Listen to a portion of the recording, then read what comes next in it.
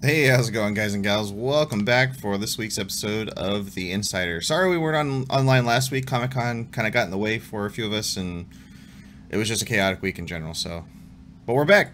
We're back and hanging out. Back. We are back. Woo. Hello. I almost want to like start singing that. The boys are back again. The boys are back in town. Exactly. Yeah, I was thinking the boys are back in town. No? Yeah, boys are back. I think I was mashing two different songs. Like Eminem. Yeah. Guess who's back again? Yeah. Shady's back again. Anyway. Guess who's back? So we've got a ton of news since obviously we weren't here last week, so we've got some news left over from last week, and we got a lot of news this week. Which, man, it's packed every week. I feel like it's packed. We get a lot of different stuff that comes in, and man, it's crazy. It's crazy. So let's start with some of our coming soon stuff. We got a lot of different things that are coming in this. We got some news of Sunless Sky. It had an original date, I think, later on this year. I think it was November. And it got pushed back into next year, I think partially due to all the stuff that's been coming out. Also, quality issues, of course, will definitely hold it back if you guys haven't checked out Sunless Skies. Looks like a lot of fun, actually. It's one of the games I'm kind of intrigued by because it's very, very different, and I like the horror kind of theme to it, which is pretty cool. How come my camera keeps turning off? I don't know. Mine was doing that last week. I guess it picks a random one of us every week. Just like picks a random person is like, nope. To mess with, yeah.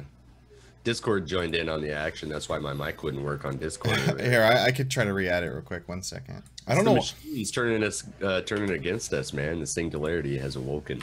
Yeah, every once in a while, I apologize, guys. You're getting to see kind of some like live production work. Every once in a while, XSplit loves to do this to us. And I thought that was resolved because the last like couple shows we haven't had that issue. So.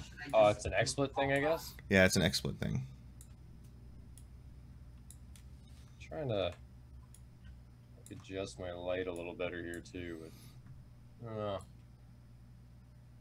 it's making everything blue. There we go. Well, kind of.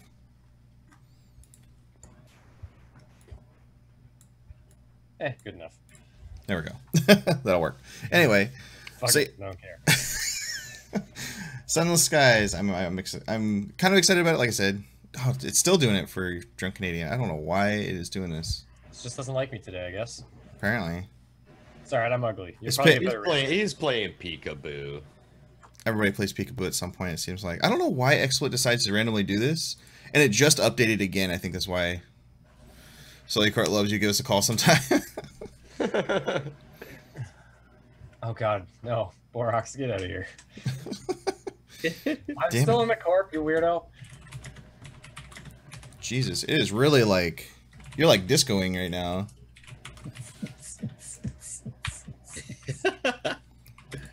If it keeps doing it, I'm just gonna go and. This is my chat room. Well, you should be chatting in Corporate Alliance. Don't lecture me about Corporate Alliance stuff. Chatting in INN. Miss you, Borox. Did you say Borat? Borox. The guy, Borax, in chat. He's the Yep. dude in my corporation. Oh, not maybe my I should. corporation. I could probably read the chat and know what you're talking about, huh? You could. That would make sense. Borax. There, I see it now. It all makes sense, man. I logged in Hey, 2 weeks Borax, ago, how you doing? Borax. 2 weeks ago. It doesn't look like it's twitching out anymore. No, I think what happens is when I do that, it's when I catch the edge of his window, and I think that's when I'm starting to realize. I think that's when it does it because it always like You're transfers such over. an edge lord. Always edging. Nobody can keep up with you, Borax. You're on every day on all the paths. Jimmy Eve, this is an intervention DC. The war is going on, and you're missing it. I mean, Wait, what happened? everybody's friends are coming and saying, you got to go to the war. Even I haven't even been able to participate in the war aside of like doing breaking news stuff for it. Like that's how little I've been into it this year. I don't really have an excuse though. Is my camera frozen? It looks like my head's been in the same spot for ages. Oh no, that's good. No, it's just you not Your moving. chroma key settings suck though. I'm just saying. I mean, Okay, so I did some kind of disguise, huh? Yeah. Can we talk about gaming news? Yeah, let's go ahead and talk about gaming news. Less about how Paul doesn't play Eve. Right. Or how anybody on INN, I mean, well, at least us, we don't talk about it too much. What's Eve again? What is Eve? No. So the next big news is, actually I'm kind of excited about this. So the Monster Hunter port got, well, we reported last time it's coming early, which is not coming in October or November like everybody thought it was. Now it's coming in August. But they also announced that they're going to have an unlocked frame rate on PC, which I'm not going to lie, is pretty exciting. Because you're not going to have this like stupid 30 or 60 FPS cap. I know how people like that, but like if I play, I mean, and this is just a personal thing, and it probably sucks, but like if I play any game at anything higher than 120 FPS, I get motion sickness and just like want to throw up. I usually cap my stuff anyway. Like if Yeah, I usually cap mine no matter what.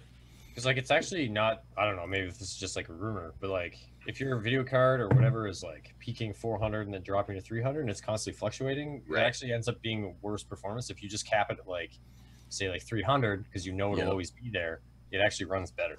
Yep, and I'm on a potato, so like OBS will fluctuate like that, and then my stream will just look like dog doo doo, you know.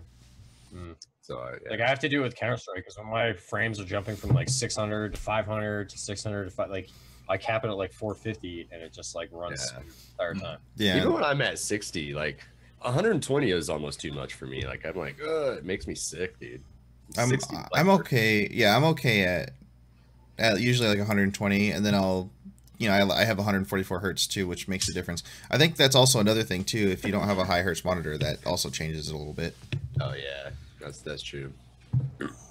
So, Potato, I'll let you talk about the next one. Oh shit, what's the next one? Hang on, let me look. Destiny 2 Forsaken Exotics. Oh my god, dude, those exotics look freaking amazing. I wish did we have the video of that? Have you guys seen the video? Can you show the video, Life Shifter? I can link you to it. Talk Find about it. talk about it for just a second, and I'll try to get it real quick. So they're coming out with some pretty beefy looking exotics in Destiny 2's Forsaken update that's coming up. One of them looks like if you've seen their beam rifles, I forget what they're called in the game because I haven't played it in so long. But this one is like that, but on steroids, because it's just like a giant exploding freaking like thick ass beam of light or sunlight. I don't know what it is. It looks amazing. But honestly, like the exotics alone that are coming out kind of makes me want to just play the game again, just for those exotics, dude. There's a bow that when you hit headshots with it, it like creates a crazy ass electrical storm and blows people up. They look freaking amazing. Like you got to see the video, guys. Yeah, I think I got the video. So let's go ahead and just play the video real quick. Yeah. I feel like we're talking about Warframe. Oh no, We aren't. I've been playing that a lot lately, though. It's fun. video's live.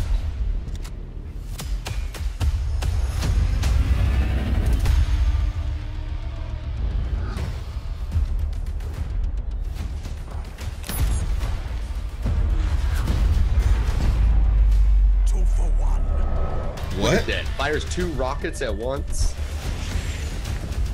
I bet they didn't expect that. Look at that. Slide to project or to repel a projectile, dude. That's nasty. See, but and you know what, too? This is where Warframe and Destiny are completely different to me. No matter, like, regardless of which one you like better. Like in Warframe, you have to like grind for a week or two just to get a weapon. You know what I mean? Where like as in Destiny, I could probably download Forsaken and find a lot of these weapons in the first day or two. Play it. It's not always true. I mean, you can get some stuff pretty early too. Oh, here's that thing right there. 1,000 voices.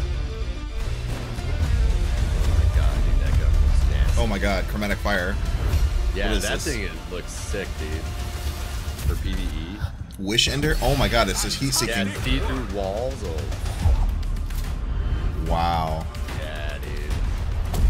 Isn't wall hack bringing back the Ace of Spades, bro?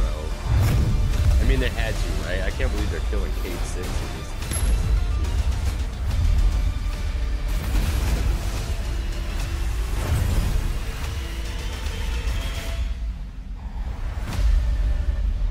Destiny 2 Forsaken, available September 4th. I'm gonna lie to you, I'm gonna agree with chat on this one. Like, it's never taken me 2 weeks to get a weapon in Warframe. Dude, I'm exaggerating. Clearly, I'm using hyperbole here. But with this, exotics look like true in-game weapons now. I know that was a big complaint with Destiny 2 was that the exotics were kind of just the exotics were crap. Yeah. If you're a Destiny player, or maybe you played it and then you stopped because you're like disappointed with Destiny 2 and everything, like that was one of the main things with Destiny 2 was like the exotics just felt kind of like, man, it didn't matter. You weren't excited to get them. Like Darcy, I was not excited to get Darcy. Right, exactly. You know, and honestly, I kind of hope that they add in a little bit more RNG element to getting exotics. You know, like because like now, or at least since the last time I played Destiny 2, like all of the exotics you can get them through quests. You know, there's not that like epic feeling of like, oh my god, look what I just got after you finish something. You know, like when you got a freaking Galahorn in the first one. You know, like what? You know, people would go crazy. And that's been gone. Destiny 2 has catered to casuals, which is like absolutely everybody has with that game. Yeah. Well, like, you play for a week and you have all of their new DLC content complete. Yeah.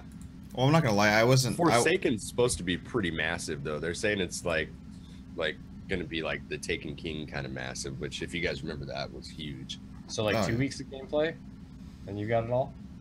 So, I mean, if maybe you grind it every day, sure. But I mean, you know, everybody in Destiny grinds. I mean, that's their thing. Like, you got to give them a long grind, not just a short grind, because Destiny guys will get it done in a week or two. Right. That's why Warframe does so good for so long, right? Like, yeah, like well, because their grind doesn't feel like a grind sometimes either, though. Like you could get so enveloped into like the killing and how everything goes that direction that it's really not that hard to get into with it. No, you're always getting something anyway. Like I'm on like a relic grind right now, and I'm just like, it doesn't even bother me that I'm not getting what I want. I'm excited. I gotta say, like after playing Warframe now for a while, like spending enough time in it to where like, yeah, I can say that like, yeah, I play Warframe. And after having so much time playing Destiny, they're pretty different games, to be honest. Oh yeah, they're very like, comparing them is like comparing apples to oranges, you know. Mm-hmm. It's just the comparison comes in from everybody being mad at Destiny 2 and then switching, right, and then switching to Warframe. That's why that comparison is so like solid. Yeah. But like actual games, like no, they're pretty different. They really are. Obviously.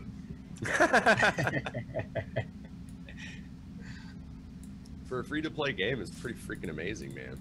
Yeah. Well, it would be amazing if it wasn't free-to-play. Like you can it's spend not like it's the best game ever. No, but it's pretty awesome for what it is. It took me 6 times of trying to play that game to actually get into it. Like, hey, come play with me in Tutu one day, and you'll see some shit. I mean, that's another big comparison too, right? Because Destiny is a $60 game, and then you have to pay for all this DLC on top of that. Warframe is a free game with completely free DLC. So yeah, exactly. But that's because of the platinum. Right? But I think though, like the main thing that draws people to each game is that like Destiny is more instant gratification. You get loot right away, whereas maybe I was exaggerating a bit with like it takes 2 weeks to get a weapon, but it takes a long time to get a weapon in Warframe, dude. Like. I don't know, I can usually get and then when you finally get all the parts and you're like, yes, then you have to forge it, and it takes a whole day or whatever, and you don't even get to use it until the next time you play. You know what I'm saying? I feel like you appreciate the weapon you get more though. Well, there's also Like, actually has some grinding behind it, then you gotta wait, and you're like excited to get it. Then you have the other method too. If you go and do the farming for relics and stuff again, so once you get to a point where you're comfortable with your weapons, then you get to a point where you're going farming relics, and then you're selling full like other frames basically, and then getting platinum, and then just instantly buying everything, and then you're fine. But like, I've been grinding the shit out of that game for like the last couple of weeks, and I don't have enough stuff to sell anything to make platinum to get a little bit of platinum so that I could get an extra weapon slot, so that I could even make a weapon if I could grind enough shit to get a different weapon. You gotta go with this one, Nate. Vastly different experience than I did because I've never had that issue with more. Yeah, you'll have to come play with this. You have to come play with this. You have to grind to get the stuff to get all the schematics. Yeah, but like, I just use the original frame. It's like. Yeah, but you just use the Excalibur frame until he's maxed out, because he's pretty much the end game thing until they brought out Umbra. Well, I'm using the Trinity Prime frame because it was free with Twitch Prime. That might be why you're having a problem. She's purely a support frame. Yeah, Trinity's not the greatest frame for like. She's like good with. She's good with survivals. It's not like I'm getting into matches. No. My God, this game is hard. No, but when you go and you turn, you feel like you're in easy mode because other frames are so good. Yeah. But yeah, the game is easy mode all the time, anyways. Like until you probably get up to the higher levels. Sorties get kind of difficult. Yeah, sorties get really difficult. Yeah. I haven't played it enough to really know much about it, but I've grinded the shit out of it the last couple of weeks. Like once you get through the actual storyline and beat the war within, you unlock sorties, and that's kind of like where the end game sort of starts. I haven't even unlocked all the planets yet. Yeah, like once you unlock all the planets and get through the war within, that's when like the real Warframe grind. If you're playing, if you feel like it's grindy now, it's like worse. Yeah, when next time you play, just hit us up. I'll play. Yeah, I mean that's pretty much all I've been playing the last couple of weeks. I'm playing after the show. That and some like Save the World, Fortnite. So let's get on with the news. So we got Vampire is actually going to be updating or adding 2 new difficulty modes with their next update, which actually looks kind of cool. I mean, so I'm not gonna lie, like we got the review key for here on INN, and I actually streamed it the first night it came out, and I wasn't too impressed with it, to be honest. Like I liked the atmosphere, I liked the feel of it, I liked the stuff that was around there, but I didn't like the fact that too much of the game was bogged down by forcefully having to talk to people. And also the other thing is that it gives you the real big sense of if you kill somebody, that it's going to affect your storyline, which I haven't seen how big it affects your storyline, but it affects your storyline because every person, like if you kill, like for example, I found a guy in the sewer in downstairs in the middle of the sewer, and he was locked in a room held up by like this weird werewolf looking thing. I think it was a werewolf actually. And I ate and killed him because I needed to feed, because my eyes were getting all crazy bloodshot because my vampirism was going crazy because I was hungry. And sure enough, that actually screwed 2 different story quests for me. And I was like, great, so now I really have to be careful about who I eat because they might be my next quest line. That's pretty cool. I didn't know that the game. I didn't know that game was like Vampire's the one where like... I literally know nothing about that game other than it's probably about vampires. That game's like set in like, what, the 50s, 60s or something like that, or maybe earlier, and you're it's like the 20s or something, 20 to 30s. Like Interview with the Vampire. It's like Jack the Ripper kind of feel, right? Yeah. Oh yeah, totally. Okay, yeah, so that is the game I'm thinking of. Yeah, it's really fun. I mean, I liked it. I gotta get back to it maybe after this mode comes out, because I always see like crazy gamer gifs put out videos about that, where like somebody does like a perfect run in an area and he's like teleporting all over the place and like murdering tons of people. It looks super cool. Yeah, I've seen a little bit of gameplay of it, and it does look cool. But like, I've been looking for something with a really solid storyline because I haven't played a good story game. No Man's Sky. No Man's Sky isn't a story game. It does have a story. It does have a story now. It's got a story. It's got a story now. Actually, dude, it's got an Inception style story. It's crazy. Oh, an Inception style story? What? You get to the center of the galaxy and then you're Inception because you start over. It's a dream. I'm not gonna spoil it for you. It's a dream within a dream. You're way off. It's a galaxy within a galaxy, but within a black hole. And when you get there, you get to shoot rocks with your space laser. It's actually inside of a wall. I'm just talking shit. I know the game's better now. Which will be a point. John Murray's still a meme though. Yeah, it'll never be lived down as not a meme anymore, really. I mean, let's be real. No. So we got our next big thing. Well, not really big thing, I guess. This is kind of an exciting thing. They're really pushing for EA is pushing for Battlefield V or 5. I don't know. It's not necessarily 5. It's V for them because they don't actually count that as 5 for whatever reason. But it's a Roman numeral for 5. Yeah, it's a Roman numeral no for matter 5. how you slice it, it's 5. Yeah. They're considering crossplay for it, which is kind of a big thing, and I kind of hope they do it because, I mean, it'll beef up the community. Although I wouldn't pair them with PC players because PC players will definitely Dude, wreck there's their no day. way. They can't do it unless they bring mouse keyboard support to consoles. Because like, It's funny because some games do. Some games totally do, and then some of them block it afterwards. I know. But like, if you're gonna do any shooter, any competitive shooter style game, and have it crossplay with PC, that's just terrible for console players. Yeah, yeah. I mean, it's okay in terms of like stuff like Rocket League and things like that, where it's actually pretty balanced. Like flying games, racing games, PvE games. PvE I've been doing a lot of like not a big deal. Save the world, and you play with people on console all the time. Yeah, that's fine. But as soon, like, it's like Sea of Thieves. That has some competitive shooting, and I used to play that with my console buddies. And as soon as we got into any sort of like gunfighting, they'd just be like, "Yeah, DC, go take care of it." And I would just be like, and you can tell who the console players are. You like jump over them, 360, shoot them in the face, and buddy's still trying to turn around slowly because you can tell he's like using a controller. And you just feel bad, but at the same time, you love it because you're like beating up on noobs. It's just, I don't know. Then it gets the whole thing. Then you're like, I'm a god. Hold their own. Yeah, that's exactly what happens. With the controller, though, I'm not gonna lie. I've seen some people like. But Fortnite isn't so much based on the shooting as much as it is the building, right? Yeah, right, that's but true. It's so much easier to build with like your keybinds and shit set up on like your mouse. It depends. If you have like an Xbox Elite controller, you can pull it off pretty good. There's been a lot of people that are actually like legit debating if once you have your keybind set up for your controller that it's actually faster on controller, and I'm like I would love to see the difference for that, but I also think an FPS shooter is a lot different than a third-person shooter. True. As far as like consoles and PC. Absolutely. Yeah, absolutely. The big thing with first-person shooter, like I know Counter-Strike is on Xbox. It's like a dumbed-down version of Counter-Strike, and I've seen people play that, and it's terrible. But you can't see around corners, so you are still relying on like Twitch shooting or like quick flicks. Whereas like third-person, you can line up your shots ahead of time because you're using that third-person advantage. So it's not as bad, but it's still PC has an advantage. DC, go ahead and let you talk about the next one for the new Sea of Thieves content. This game is dead to me. Yeah. Have you tried Black Wake? I still prefer Black Wake at this point. So Sea of Thieves, like I know the Curse Sales update is coming, but like, and this is a bigger content update. The other ones weren't as big, but even still, it does add a 3-player ship, which I've been screaming for since like the beginning of time of this game coming out. Is that 3 people on a galleon is the worst. It's cancer, especially if one of those people is my wife. Rude. Don't let her hear you say that. No, she knows. Some of my friends like rage quit when we were playing, but anyway, it doesn't matter. So it's about time they had a 3-person ship. It depends on like, I don't know if they brought out much about what that ship's going to be. I've heard it's going to be a brigantine. It's more of like a fast ramming ship, but even still, like that's a big improvement. But it comes down to content. Like this game is notorious already for their content updates being terrible. Like what was the last one they brought out? Like go sit in chairs and you can get like cosmetics. Like that's not really a content update. It's more of an Easter egg. That's more of an Easter egg that should have been probably in the game from day one, not a content update as an exclusive. Like, hey, here's our new content.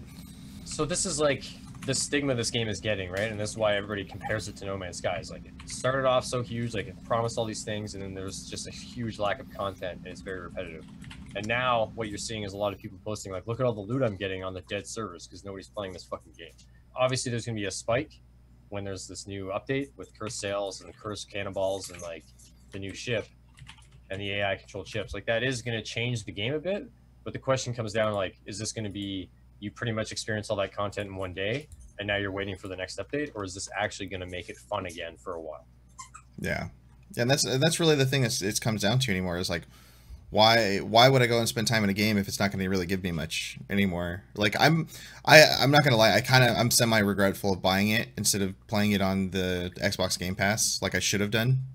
I'm still a firm believer that like all they need to do to bring this game up, like breathe a little bit of temporary life into it, is bring in like PvE stats and PvP stats. Like bring in PvP stats, like how many kills you've gotten, your longest headshot, like stuff like that. You bring that in and people can actually check that and maybe have stats that people could keep track of. Man, that'll keep make a little bit of a competitive at least a little bit edge to it.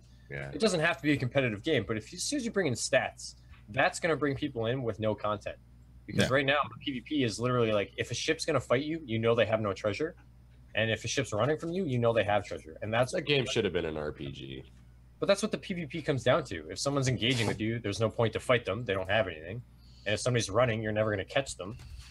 So, like, what the fuck is the point? I don't know. I'm one of those crazy people that used to go and fight with treasure on. I didn't care if I lost it. I don't know, like that, but that's rare. That's super rare. Like as like a majority, if somebody's got anything worthwhile, like one captain's chest, they're like, no, we're gonna go turn this in first, and then we'll try to fight these guys. I kind of agree with Potato. I feel like it has some kind of RPG elements because I feel like just like I understand of trying to make the playing field evil amongst players, but like I kind of just makes it dull and boring too. Even Evil and even are pretty much. I get like that's it, right? Like all the progression is horizontal; it's all cosmetic. But like, I think they should add in like maybe you can carry more bullets. You don't get a more damaging gun. Maybe you can carry like 7 instead of 5 bullets when you hit like Pirate Legend. Like you tell me I can carry 10 cannonballs around, but I can't carry more than 5 like bullets. Yeah, right. That tripped me out on that game too. Actually, thinking back on it. Talking about like first-person PvP, I want to play Quake Champions right now. The game is so much fun. It brings you back to the OG stuff, like the OG Field games. Didn't Lyric and Dr. Disrespect have a thing going on with that? Yeah. Didn't you like call them out? Did that ever happen? I don't think so. Probably not. Or did one of them back out? I think Shroud backed out. Yeah. Shroud was never involved. Or not Shroud. Lyric. Yeah, Lyric backed out. Oh yeah, I remember reading something. Dr. D wanted to have some like time to train. Lyric. That's Lyric though. Lyric really doesn't give a shit about those things, except for WoW and a couple other things. I wouldn't either though. Like, who gives a shit if another streamer calls you out? Like, just wait, Overwatch is free. Oh god, hang on, I'm skipping ahead in the news. Never mind. The next thing is the final Hollow Knight expansion got announced for release for August 23rd next month, which is kind of cool. I mean, I'm also kind of sad at the same time that they've been updating this game and patching it and doing all kinds of stuff for it for the past couple of years, and now they're finally saying, "Hey, this is our last one. All right, guys, this is it. This is it." So, it's the gods. Like the Rolling Stones. This is our last tour. I swear to God. And right. They're coming out with their crutches and their walkers and shit. Yeah, no kidding, right? So it's a Gods and Glory expansion that's coming. It's got that firm release date of August 23rd. And a lot of cool stuff in there. There's a whole blog post that links to it and talks about it a lot more, which is pretty cool. Yeah, I mean, I'm excited for it. Let's see what they do for it. Hey, Potato. Thanks, My wife brought me deviled eggs. So I have snacks and deviled eggs now. Oh, shnikes. See, she's one-upping him. Yeah. I need some eggs like sunny side up. So this next one we've got is called The Light That Keeps Us Safe, which kind of looks cool. It's going to be coming in early access in October, and I actually have a trailer for this just because I like the look and feel, and I like some of these really cool, unique games. I really try to highlight a little bit because it's just kind of different and unique. So let's go ahead. Keeps us safe. The Light That Keeps Us Safe. So let's go ahead and play a trailer of that right now. I bet you the light's going to end up being the enemy at the end. Right. So here's the trailer. Like an M. Night Shyamalan ding dong twist.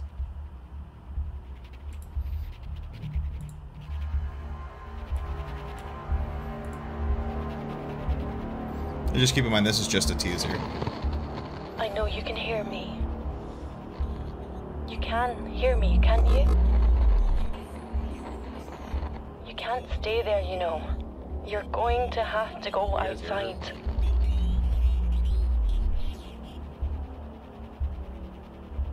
I don't know why you stayed behind. You need to wake up the light. You need to find a way back to us. Once you get past all of this, you can reach us through the bunker, in the light, and you'll be safe.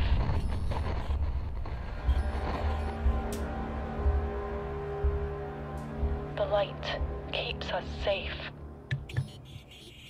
I don't like it. Are those aliens? I don't know. Aliens?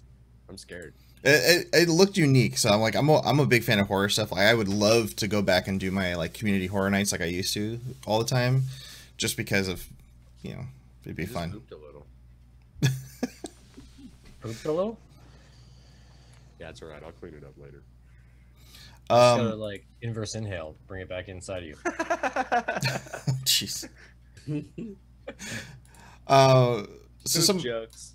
part of our next stuff is actually a bunch of Ghost Recon updates, which are kind of cool. I'm actually kind of looking forward to some of this stuff because Wildlands, I feel like, was kind of, I mean, it had a lot to do, but it was kind of shallow at the same time to me. I think a lot of people had a bad taste in their mouth from the Division too. So when Wildlands At that time. came out, they were kind of like, fuck Ubisoft, and like, I know I personally didn't get into it specifically because of the Division. Yeah. Yeah, and But, because it was like the same Rainbow feel. Six Siege been a pretty awesome success, right? Aren't they the same? 'Cause Yeah, it's- but that's another game that made a massive comeback. Like if you Yeah. played that game at launch, it was absolute cancer. Like you That's could true. feel the tumors growing in your back as you were playing that game. And then all of a sudden it was just better and they just fixed it, which is uncharacteristic for Ubisoft because usually once a game flops for them, they bail on it and just use what they learned from that. I think that's part of like their new thing though. Like every single one of their games that they've released in the past couple of years, they've went back and fixed and still continually worked on, which is becoming a cooler thing, I think. Well, yeah, and it's it touches on something else we're going to talk about, but yeah. Yeah, I know. I had some things I was just about to like start saying about that, but I know we're gonna talk about it later. So, Yeah. So, but it's getting a new permadeath ghost mode, which is kind of cool. I'm actually surprised this didn't come with it, to be honest. I thought, I mean, all the Ghost Recon games in the past have always kind of historically had like a permadeath mode that you could go through, like a one-time playthrough and see how far you get, kind of thing. And this one kind of didn't because they went to this whole open world thing versus like the old Ghost Recon games were very story and mission driven. It was linear. It was mission based. Yeah. And it was really cool. I actually kind of liked it because you experienced all kinds of cool different things with it, and it really competed a lot with like Battlefield story, like and how they did their stuff back in the day, but with just a more stealthy, tactical thing to it. On top of that, they're also releasing a Rainbow Six team for the Special Operations 2, which is coming out, and they've got kind of a cool video here in this article that they talk about this. So Ghost Recon's getting a Rainbow Six Siege team? Yeah, it's gonna. Wildlands? Yeah. Well, that's going to be OP. You're just going to be going around with sledgehammers, busting everybody's faces up? And an open world, that's saying you get to the door first. Yeah, that's when you use like the guys that can see heartbeats and like sniper rifles and stuff. Right. So yeah, I'm excited though. I mean, they're doing some extra content for that. They're keeping that game going a long time. They're also doing the route of like yearly DLC packs that you have to buy, which I'm not kind of a fan of. That's one thing I'm kind of wish the companies would get the fuck over already. And excuse my French. Passes? Like extra season passes for fucking yearly updates. Like, I get you guys got to make your money, but at the same time, there's so many other ways to do it. Mostly because Activision and Blizzard are the worst about it. But yeah, it's true. I don't know. I like the Fortnite / Warframe way of doing things, where you just have like a premium currency that you can advance a little bit quicker, but it's not really pay to win, and then everything else is free. Yeah, I've been playing this Quake Champions as well, and I gotta say I kind of like their free-to-play model too. Like they have loot boxes and stuff, but like you can just unlock all the champions by playing the game. And it's just cosmetics only too. Yeah, you're only getting cosmetics, but then you can also unlock the champions as you play the game. Like you gain the in-game currency, you know what I mean? And then you can just unlock the champions as you go. Yeah. So kind of like Paladins, actually, very similar to that. The Paladin has like a battle pass now or something. Yeah. Fortnite. I'm really excited about the next one. I'll let Tutu take this one because I know he's gotten his hands on our next topic. He looks excited.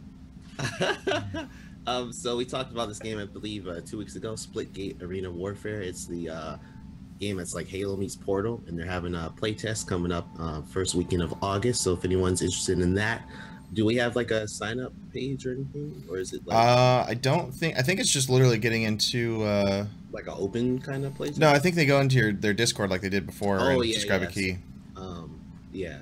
Halo meets Portal, huh? Yeah, it's really cool. So it's Palo. Yeah. Halo. Yeah, and last time I knew, you guys could go into their Discord and apply for keys or get keys from that. I just put it in chat. Oh, okay, yeah, discord.gg /Splitgate. Would it be Palo or Hortle? I like Hortle. I like that better too. But it's really cool. I haven't played it in a while, so I'm looking forward to playing it again. I know the devs have been doing like little small play tests here and there, but I believe it's a game that's already out. a bigger one. No, it's not out yet. They've just been doing like a lot of different play tests. Oh, I'm so upset with the guys that keep doing the Rapture Rejects one because it's always in the middle of my damn work day, and I'm like, I want to play this game so bad. Where are we at on the list here? I added a thing that we should talk about that I don't see in our thing. So which one? Oh, just add it real quick then. Just about Realm Royale, dude. They've had these massive tournaments, but I don't want to change the subject right now, even though I did. That's okay. Yeah, like I don't want to do it, even though I already did it. Go ahead and talk about it.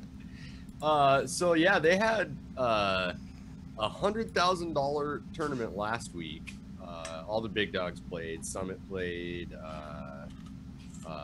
Ninja played. You know, all the big dogs, and then they're doing $10,000 weekly tournaments now. Wow. Yeah, dude. So they're going hard for the esports scene.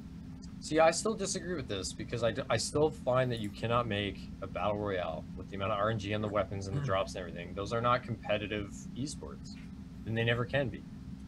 I mean, if people are playing competitively, then how is it not? Yeah, I mean, it's. But it's like makeshift competitive, really. It's not the same level of competitive as like, you know, CS:GO or Siege or any of those games. Like but those games are so hard. Like the skill gap is insane in battle royale games. Like if you I'm bad. I'm a hot steamy pile of dog doo-doo at battle royale games. But it's like, RNG, right? So like if you land near Summit, for example, and you get a kick-ass weapon and he's got nothing, he'll still kick my ass. No, I've done that. Will, bro, I've played those games. I've killed like guys that are way better. He's killed me in the game before, probably with a shitty weapon when I. Maybe you're that bad, but like I'm just saying, a lot of it has to do. Summit's that good though. Actually, Summit's actually. So like that game. PUBG, like we've talked about this before. Somebody put out a statistic about it, and like to get rid of the RNG, you have to play like X amount of rounds. Or X amount of games. Right, and that's what they're doing on these tournaments too. Like they actually did in the tournament they did 10 games, and it lasted for fucking ever. Even like that's where the problem is. Wow, it should be less matches. You know what I mean? But it can't overall, watching the tournament was actually really good, dude. Like the tournament was fun to watch. The action was great, and it's like how PUBG has that new smaller map. Right, that's more towards an esport type of gameplay within a battle royale because it's smaller and it's faster. So you can do a bunch of games. Yeah, and get rid of the Royale is small and fast. Yeah. Realm Royale it's the same kind of idea. So it's got the smaller map. It's not doing the hugely oversized map. Plus, they have the horses to get you around, so you don't have to find cars or any of that bullshit. Plus, like with the forges as well, like Realm Royale seems to really engage battle early and often because, like, if you don't get your stuff and you can't forge, you can't like if you don't get kills in the beginning, you're not going to be able to get looted up correctly for the end game. Yeah, because you have to turn all that stuff into like whatever those old things, and you you really have to be aggressive in that game to like really do good. You can't like hide and fucking camp around bushes and shit, you know. These games are starting to lean in the right direction for esports, but they're not there yet. Yeah, because there's still too much RNG. I've just been preferring Realm Royale because like it's about the gunplay, you know. Whereas like if you try and play Fortnite, it's like you got to be it's building wars, builder and shit. You know? Hold on, let me kill you by building a tower bigger than you so I could drop and shotgun you in the head. Like what? Yeah, and that's everybody's big complaint. Even the big dudes, they're like, man, this game, like, it's just building. The gunplay's not even that good. If you were to get rid of the gunplay sucks because of the bloom. Yeah, so bad, dude. Oh, and the bloom is the worst in that game too. That's why everybody like feathers every shot and everything, you know. I've been playing Fortnite Save the World, and it's honestly way more fun than Battle Royale. I want to play more of the Save the World. I've got the founders, and I still just haven't. You should do it now, dude. There's this birthday event going on, and it's like you can get some crazy good loot playing it. Nice. So let's go ahead and go to our next topic, which is a Stalker-inspired battle royale, Fear of the Wolves. Got its early access release date delayed because of how bad the feedback was on the play test. But they went immediate, literally, I think it was like the first or second day after the playtest started. It was a 3-day playtest. They immediately stopped the playtest and said, hey, guys, we're going to work on this, and we're going to delay our early access launch because we don't feel, you guys have pointed out, and we don't feel that the game is good enough to do this. And, man, it got some pretty heated stuff the first couple days, too, which is kind of interesting. So if you guys haven't checked it out, it's there in the article I just posted, but It's got its beta signups and everything, so you could go into. I think they're going to do another actual beta test before the EA launch, it sounds like. So you might be able to actually play it a little bit before then, so that'll be cool. Speaking of PUBG and Battle Royales, come out with a new Battle Royale game right now, the market is just getting so fucking saturated. It's not even the fact of the saturation either. It's the fact that there's so many bigger games that you don't have to worry about and continue playing. Like, yeah, some of them do some unique stuff. Like, I really like Islands of Nine personally, more so than PUBG and I haven't played Fortnite. it yet, but the gunplay looks amazing. It's like The it looks only like gripe I have with Islands of Nine is the first aid kits. You can only carry 3. Imagine trying to get through like PUBG with only 3 first aid items, or like Fortnite or any of those. Isn't Islands of Nine though a little bit more fast paced though? Oh, Like, It is. extremely fast It's paced. definitely fast-paced. Yeah. And there's only a certain amount of guns. Like, you're never really like picking up a crossbow and being like, "Fuck." I think, and Right. and they kind of address that issue of the RNG I was talking about, because like no matter where you drop, you're gonna get guns. Like, Yeah, you- that's what There's I was always, thinking when I was an watching M4, games. There's always an AK. There's always a sniper rifle. There's always something good nearby. Like, you're not, like you said, like finding a crossbow, finding some Right. stupid double barrel pistol shotgun bullshit, and like someone else has like whatever. Yeah, when I gun was need. watching Islands, it looked like people were landing and there's just shit to pick up everywhere. oh yeah, Like, and you the don't have to gun. worry about getting looted up. You know? And you can see it as you're landing. Like, you Oh, can exactly. tailor your landing, so you land right on top of a gun, and you like grab it, and you're shooting right away. You know, talking about like how these battle royale games can get more competitive and lessen the RNG factor a little bit. You know, that's another thing too, is like how they put the loot on the map. You know, like if everybody lands and there's just good shit all around you, then it comes down to if you can't pick up good shit to be on an even par with everybody, then you're too slow and you suck. So right? for example, like if PUBG wanted to be more competitive and take away a lot of the RNG, you get rid of a lot of those guns off the loot table, and you just have like the guns everybody uses. So where everybody lands, they're going to be kind of on an even playing field, and then maybe you're like fighting over attachments, right. but like you're not running out with some stupid Glock.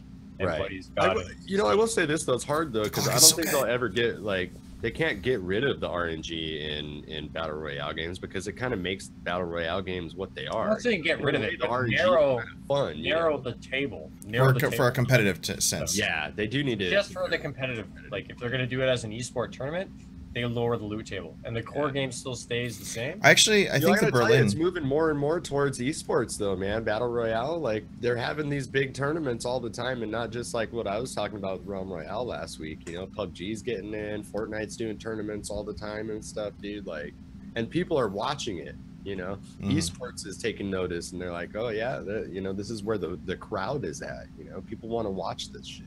Yeah, and that's the point I was going to make, because I think there's an argument to be made on both sides. Like, I get DC striving for more competitiveness, but I feel like, you know, that kind of RNG factor of a lot of battle royale games just makes it more fun to watch and entertain. Right. The Yeah, issue because comes anything in can when you happen. It want to makes get it more competitive. spontaneous. You want to get to like a full esport level, you have to start thinking teams, and you have to start thinking like Cloud9 and like FaZe and all those teams that like host other esport teams and all kinds of other games, right? As soon as you start having teams into it, and that RNG is not going to work. Like, it's great for people to watch now when there's like one victor and it's like, hey, good job, and it's a bunch of like random streamers and like guys just playing. But as soon as you want to go full blown esports, you need teams, and that's when the RNG stops working. Well, they've been So you're doing gonna have duos in tournaments, it seems like, with these battle royale games. At least that's what the Realm Royale tournaments were last But week. it's still not like FaZe isn't like launching a team into there. You know what I mean? Right. Like Cloud9's not getting into it. Any of the big esport teams that like sponsor guys in like League of Legends, Right. Counter Strike, Fortnite. Well, or not Fortnite, maybe that's. like Overwatch. I think not yet, though. I think it's coming, man, I was because just- people are watching. They're watching the, like, if you're, like, let's say that you run an esports company, and you can see how many people are watching these random, like, battle royale tournaments that are going on. Like, there's a good market for it, you know? But how do you invest as a team, like as a team creator? How do you invest sponsoring a team and paying for them to like have all this stuff and like all that stuff when everything comes down to RNG in the end, and some noob with a like just gets a better drop than you can wipe your team out?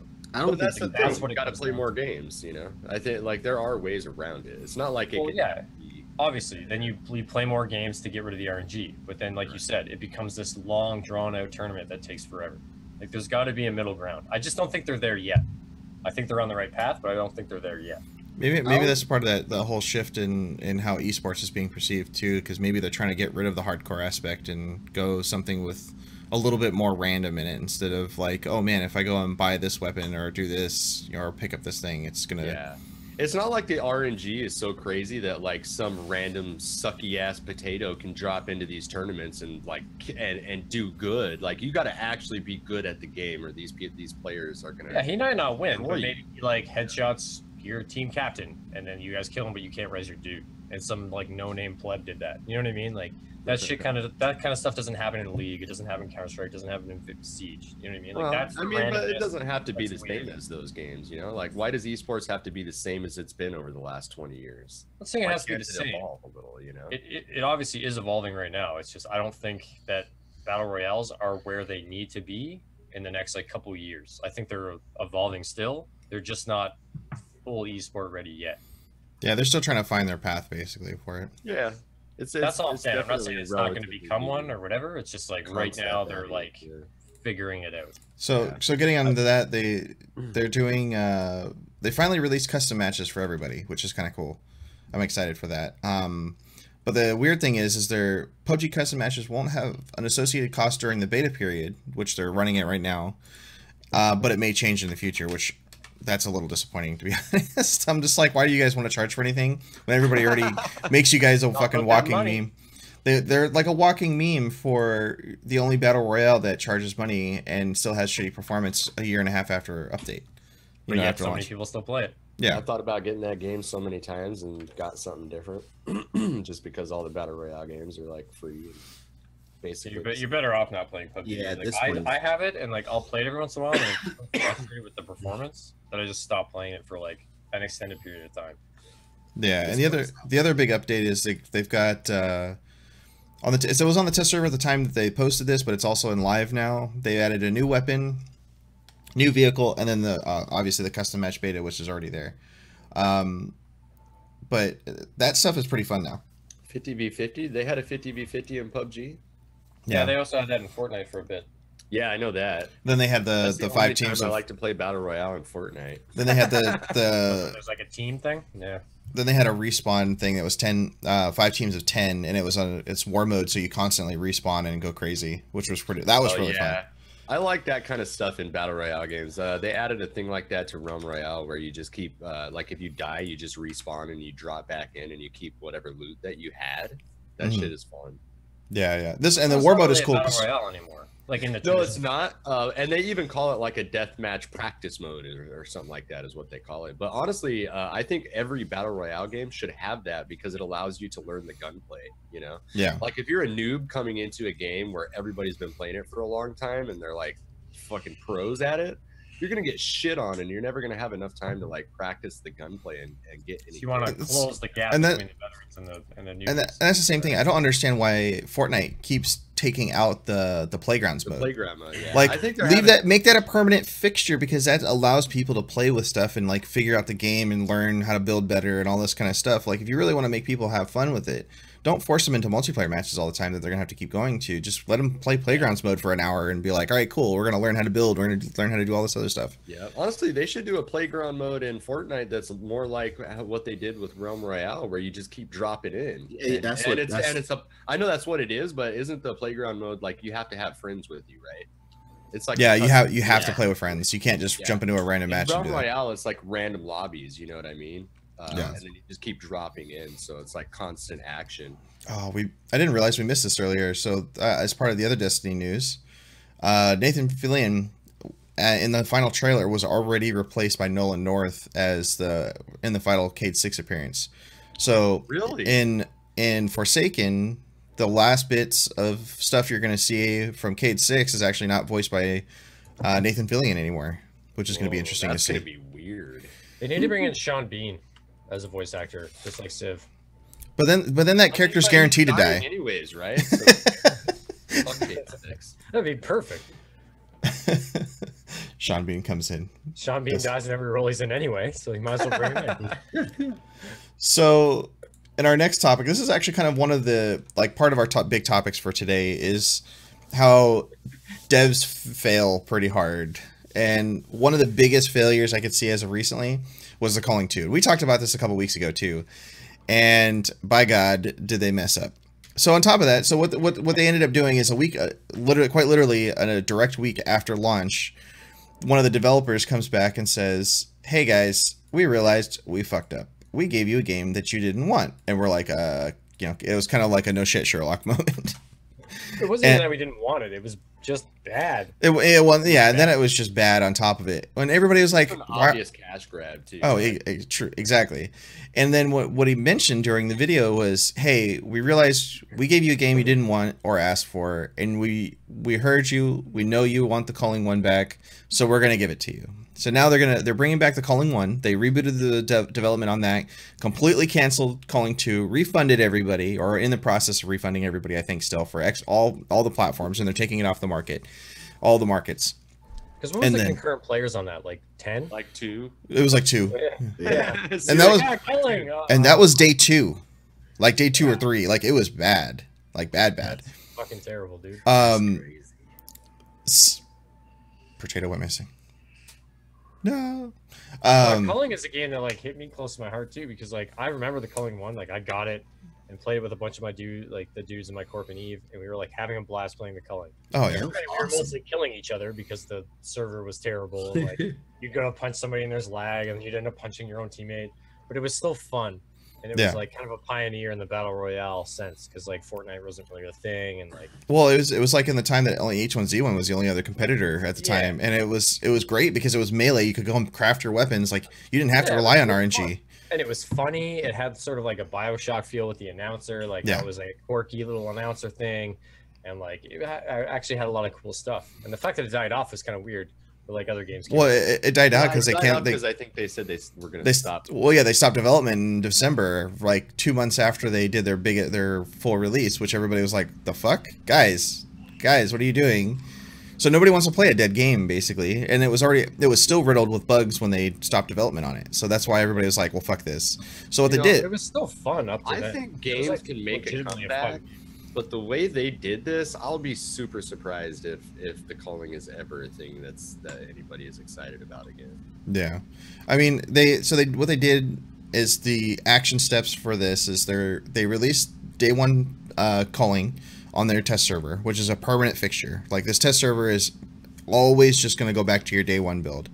And what they're currently working on is taking all of the day 1 like hitboxes, registration, damage, like all the whole look and the feel and everything of all the weapons, and applying that to all of the existing stuff at the last update in October of 2017. So they're gonna do all that, and then as soon as that update's available, which I don't think it is yet, it'll be coming soon, and then you'll be able to play basically day 1 edition of the Calling, and then they're also going to start releasing regular updates again. So that's kind of exciting. How much is the game? Free to play. It's gonna be free to play. Well, that's a good. I think it's $5 right now, or if it I don't. Free to me because I already have the Culling 1. Right? Give it to me.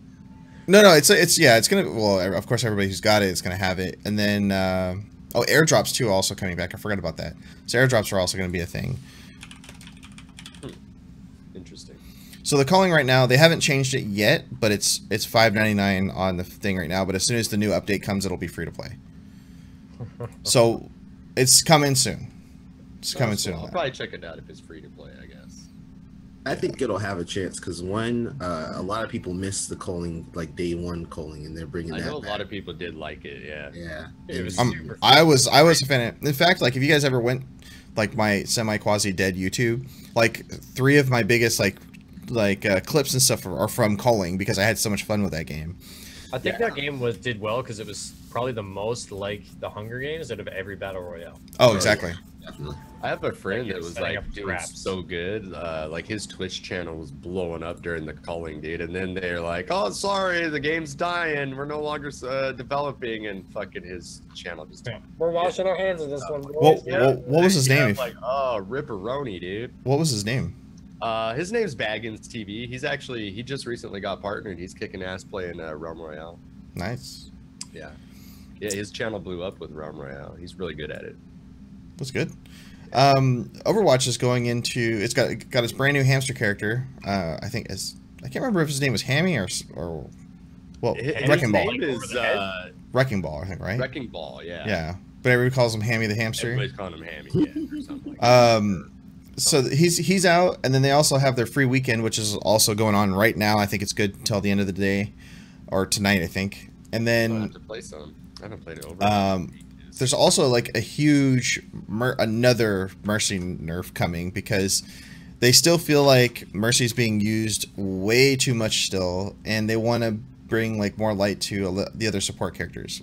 Did they ever nerf Bastion? Because that guy is still ridiculous. They've nursed him twice, like early on, but they haven't touched him in a while, from my understanding. The hardest time with Mercy, though, dude. How many times has Mercy been changed? 4 times now. Yeah. Well, I mean, like she's like the go-to, like easy healer. Like you could go and heal and pocket heal with anybody. Like she's a guaranteed take for any like thing.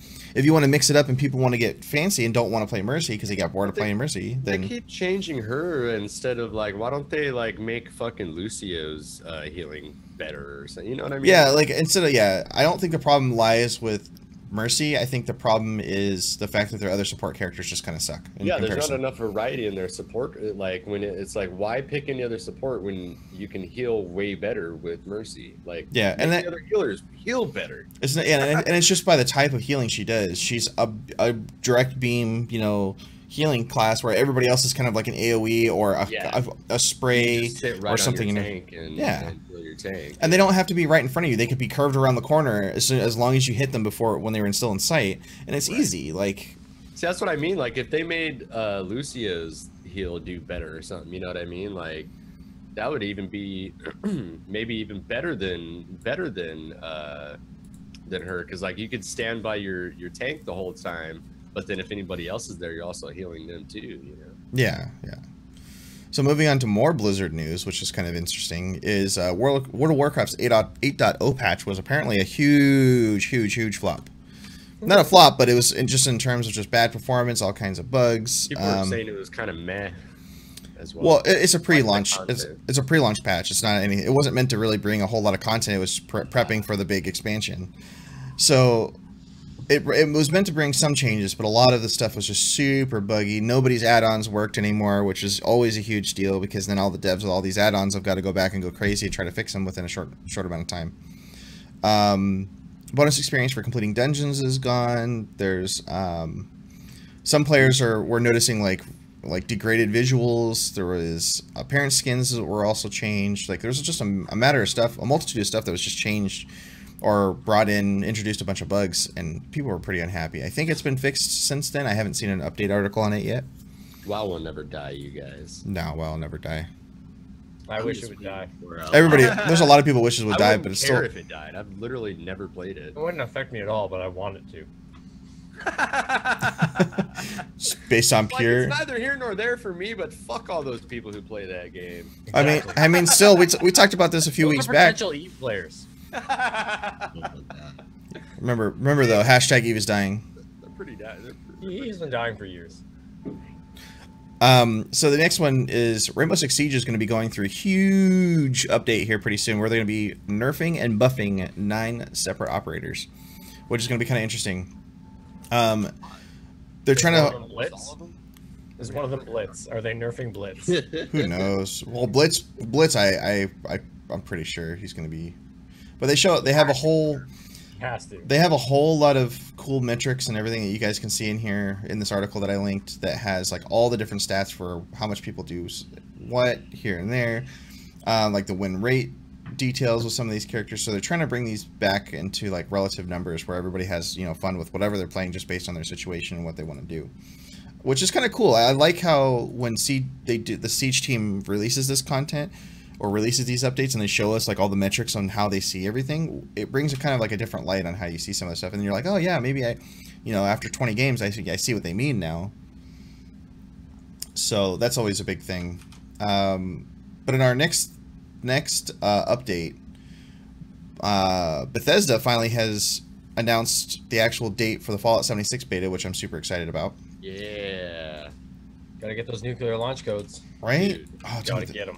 And it's coming in. For him last week. It's coming in October, I believe. Let me look at the date real quick. I got my codes. I'm ready to just blow up everybody's shit. Is it bad? The only game I'm really looking forward to is Anthem and Doom.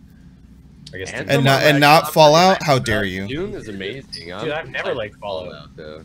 Fallout 76 looks great. Fallout killed me when I think I played Fallout 3. It was the first Fallout I tried to play, and I tried to shoot a rat, and like my gun was aimed at it, but because my skill was bad, the bullet came out of the barrel at a funny angle and missed. And just because of that mechanic and the way the physics works, I was like, no, I'm done with this game. I never went back. He said, I fired one bullet in Fallout and then fuck that game. Well, no, because like, I get if your skill's bad, maybe like the gun should sway around and it's harder to aim. But it gets rid of the player skill completely. I get it's an RPG, but I was just like, just the fact that the bullet came out of the barrel, like, the first Fallout game I played was Fallout 4. And I had fun with it, like, but I was looking for a story game to play, you know. Yeah, I like the fact that this is coming to a like Destiny Warframe, you know, like open world experience for players, which is kind of cool. And that was the thing I was saying about Fallout 4. They were teasing it for a while, being like it might be multiplayer, might be, and then they canceled it. They took that feature out, and the reason why they took it out is because they were making Fallout 76 as a separate game, which now makes a lot more sense. I have a feeling that whenever Borderlands 3 actually does come out, it's going to make all these first-person shooter, MMO, RPG type games look like dog doo-doo. I really hope so, anyways. Borderlands does really well and sticks around for a while. And usually, yeah. I mean, look, people are still playing Borderlands 2, you know? Like, right. How old is that game? It's still crazy fun. Yeah, it's crazy fun, dude. They got that formula correct. Oh yeah. You know. So we're gonna go ahead and lead into the next big title that we've been waiting to talk about, along with it kind of goes and ties into our top story for today. DC22, I'll let you guys take this one because this has been your guys' like bread and butter this last week or so. What? No, all this all the stuff in No Man's Sky. Yeah, No Man's Sky. I don't know. I'm sort of hit or miss on it. Like, I think that the update is amazing, and they've definitely revived this game from death. But I was also super butthurt because I was one of the players that played that game since launch and haven't stopped playing it. So when the new No Man's Sky launch came out, I lost everything I had worked towards, like all my tech, all my fancy blueprints, everything, all gone. Which I'm still kind of upset about, but I kind of like the new system of the procedurally generated tech and all that good stuff. It is pretty cool, but I'm also sad that my multi-tool takes forever to mine a rock now because I have to relearn everything. You know what I mean? So I guess for you, like, you never really like had that perspective of the game. So for like anybody that's playing it new and like this is their first experience, it's a way better game. Oh yeah. But anybody that used to play it, you've lost pretty much everything but your ship, your multi-tool, and your freighter, and your credits. I've played, I played the game when it first launched as well, but I didn't know anything about, like, all the hype that was built up about it, you know what I mean? I was just, like, I read a thing, it was like, hey, this new space exploration game just came out, so I picked it up and started playing it, and I actually really liked the game, and then it was only later on that I, like, found out that it became a meme and everybody was mad about it because of all the hype and shit. But honestly, like, the game was really great, and the fact that they've come out with these updates that they've done to expand it so freaking drastically, like, they've added so much to that game. Well, there's been three major updates. Well, yeah, three major updates. Fourth, right? Because there was Foundation, Pathfinder, Atlas Rises, and now Next. Yeah, but the Foundation update pretty much fixed all the fucked up shit. That was their first update. There's one thing I'm a little disappointed about, though, and it's that I really thought there was going to be, like, some decent sort of space battle PvP shit going on with this next update, you know? So there still can be. It's just different. So, like, everybody thinks it's full-blown multiplayer. It's still the same multiplayer they had in Atlas Rises, where if you go to, like, say, the Galactic Hub, which is a community on Reddit. You see the little orbs, right? Only 16 people can be in like a matchmaking lobby at the same time. So like you can play with 3 of your friends. You are a team of 4, and you can run into a couple other teams of 4, and you will see them, be able to interact with them, shoot them, fuck with them, troll them, whatever. Everybody past that amount of 16 shows up as these orbs that you can still talk to those people, and you can have some sort of interaction, but you can't actually affect their gameplay. So like the multiplayer is like a hybrid between full-blown multiplayer and that like Atlas Rises, you can just kind of see these ghosts and you know they're players, but you can't do anything with them. And like that's something Sean Murray didn't really clarify. They're just like, full multiplayer is coming, boys. Here we go. Yeah. They didn't really like get into detail about like it's 16 people. Yeah. At a time. They're lucky that like people have really received this update well, because like that one thing saying full multiplayer and then people can't get in and have giant space battles, like that could have fucking ruined the whole thing. With their weekly content updates and all the other stuff, like there is a lot of foreshadowing that you'll be able to use your freighter, or I guess it's not really a freighter anymore, it's called a capital ship. You can use your capital and your frigates and stuff to battle other players. That's something they've kind of alluded to that might come in one of the future updates, which would be super cool. Because as it stands right now, you're still stuck to your little fighter pilot guy. Yeah. So I don't know. It depends, right? Like I'm sure Tutu's view of it is very different because he started playing it just before the next update, and that's kind of like there's a very light increase of players playing Next before the update launched. But if you checked any of the major YouTube videos about No Man's Sky Next coming, people were literally saying, "Play the game now. Go find these multi-tools. Go get these ships before they reset the universe." So I think that is what kind of led to the light increase, because people wanted to get this stuff while it was still known. So they wiped the galaxy with the new No Man's Sky Next update. So I don't know if Tutu experienced it differently than me. Maybe I was really interested in hearing your thoughts because you played it since like launch, and I'm a guy that I was so hyped for it, dude. I had like legit wallpaper on my computer and on my phone, like waiting for this to come out. It came out. Dude, I still have this on my phone. I still have No Man's Sky as my background on my phone. It's been on there for years. So beautiful for the game, and like I got it. I played like about 20 minutes, and I was like, "This just isn't what I want." I refunded it, but I did keep my eye on like all the updates that were coming, and so I knew eventually I was going to get back into it because of course I knew also they were going to bring this multiplayer update to the game. And like even talking to you and you talking about just how it's changed so much, I'm like, damn, I need to play this game. I need to get it soon. And you prompted me to getting it. Like I got like a week before, which I didn't make much progress, and I wish I got it even earlier so I could like be somewhere near you. But you know, I'm coming at it someone like pretty much completely new. And like right now, this game is like everything that I want right now. Like I'm big into like big exploration games, just getting lost in different universes and stories and stuff, and this game is just like fulfilling that need so much for me, like just going from planet to planet and just interacting with these different races and species. Even the story is pretty intriguing and pretty cool. And how are the survival aspects of it? I remember when I played it, like the one thing that annoyed me the most about that game was like the constant, oh fuck, I gotta add more shit to my thing, and like it was just so annoying. It really depends now, because like if you haven't played it since launch, like the original launch, so the Foundation update, or I think it was Foundation, or maybe it was Pathfinder. I played since the Atlas Rising. So you played when it had like normal, survival, creative, permadeath. Yeah. So like if you're playing on normal with No Man's Sky Next, it's different, but it's kind of easier. So like you always had to get jump fuel. You always needed to get like launch fuel for your jump pad so you could like take off. Yeah. Now you need 2 items to do that. You need to get ferrite dust to make one of those carite sheets, and then you need this blue stuff, dihydrogen. Yeah. So you need 2 things now, but those things are way more abundant. So you're never like trapped. Like you heard all those horror stories. Yeah, there was those times when I couldn't even get it back. Plutonium. Yeah, I couldn't go anywhere, dude. I'm trying to like go across this whole freaking planet on foot to find plutonium to like gas. So that's not a thing anymore. So like it's a little more complicated to make the jump fuel, but granted, making 1 jump fuel gives you like 2 jumps, and it depends on your ship's rating too.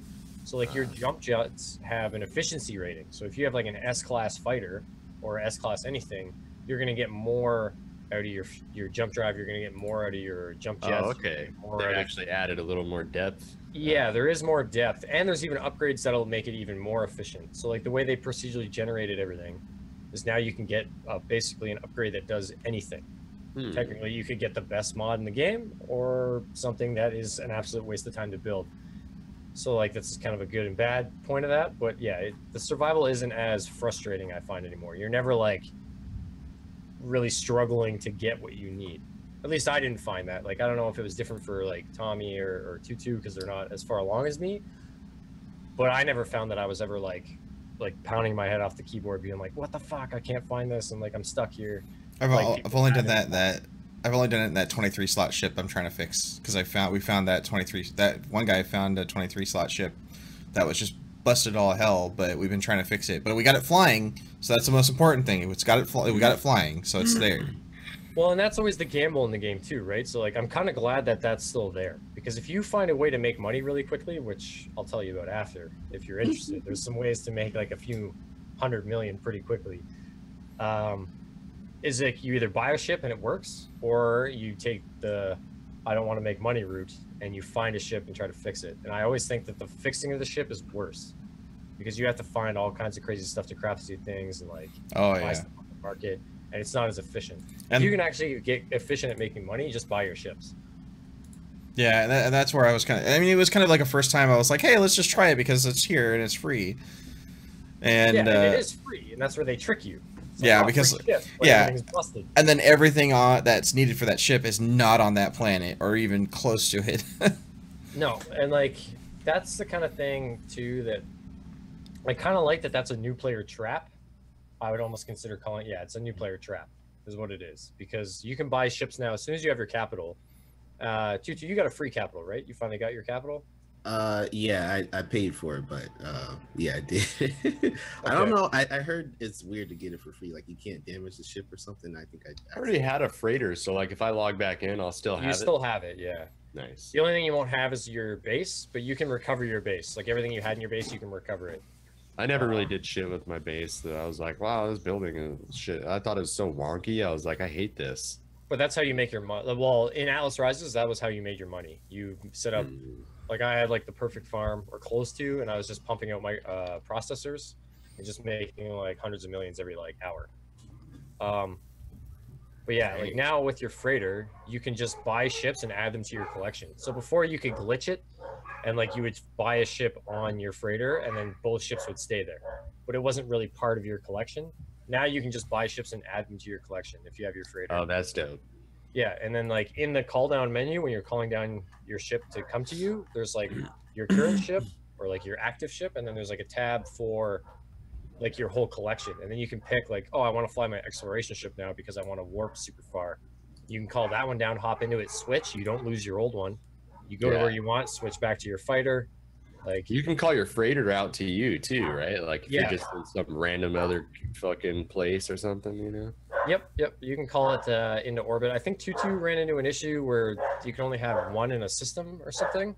Yeah, it's like one per system. It's really weird. I thought there was like more, but I think it's just like you know, the random freighters that you find or the freighters that follow you. But yeah, it's just one per system. Are you giggling because I yelled at my dog? Yeah, you can totally see it. It's like the dad face. So you go to mute the mic. Hey, stop it! But I had that issue with my freighter with Tutu. And what it was my freighter was already in orbit, and I tried to call it in somewhere else in orbit, and it was like, can't warp freighter here, and I had to like leave and go to another planet to call it in. So I think multiplayers can have their freighters in the same system. You just can't have them like on top of each other. Oh yeah. Or on the same planet. Yeah, that's what we realized the other night too, which was kind of cool. Are we just talking about No Man's Sky, or are we actually in the top story segment? This leads into our top story. Okay. But yeah, I mean, if we were to get into that, like, you know, can games have a resurgence? Well, I mean, No Man's Sky is kind of an anomaly in its own there, because it also is like gaming history's biggest failure. I think it's circumstantial, yeah, because you like, you know, the old adage like any news is, or not any news is good news. What is it like? Any publicity is good publicity. Like, I think what I'm trying to say is that like so many people already knew about the game. And then they put out enough marketing before this launch of this new update to where there was enough excitement about it. You know what I mean? If they hadn't done any marketing for it, nobody would have known. Like, oh, well, I got a big update, big deal. Who cares? What really helped this game too was the fact that it had so much bad publicity. Like everybody knew about No Man's Sky, and Sean Murray is like the meme and the biggest video gaming failure and all the lies and everything. Right.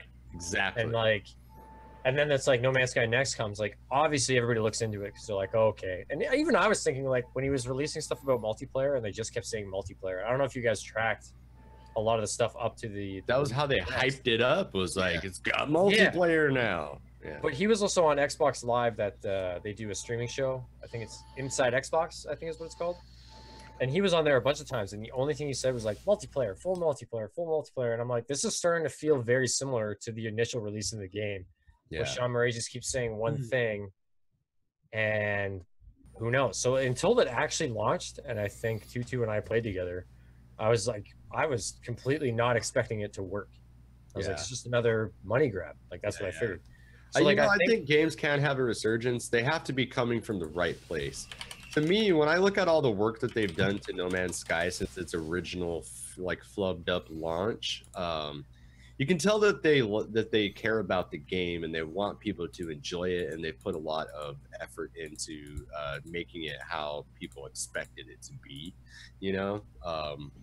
But you have to look at, that's part of the reason why it's been so well received. Also, I think gamers have short-term memory, you know, like I'm super pissed off at Destiny because of the way Destiny 2 launched and stuff. But now that Forsaken's coming out and all these new exotics, I'm like, oh God, I want to play that again, you know?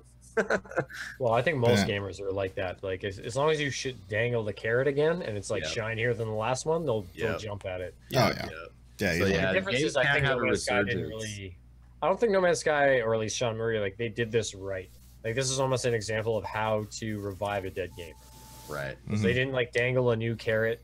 Like the core game that everybody was looking for, like the exploration, the loneliness in space is still there, but they've actually added a lot of improvements that just make the game better. It's not just like a graphical overhaul or like a gimmick that got people back in. They actually did it in a good way.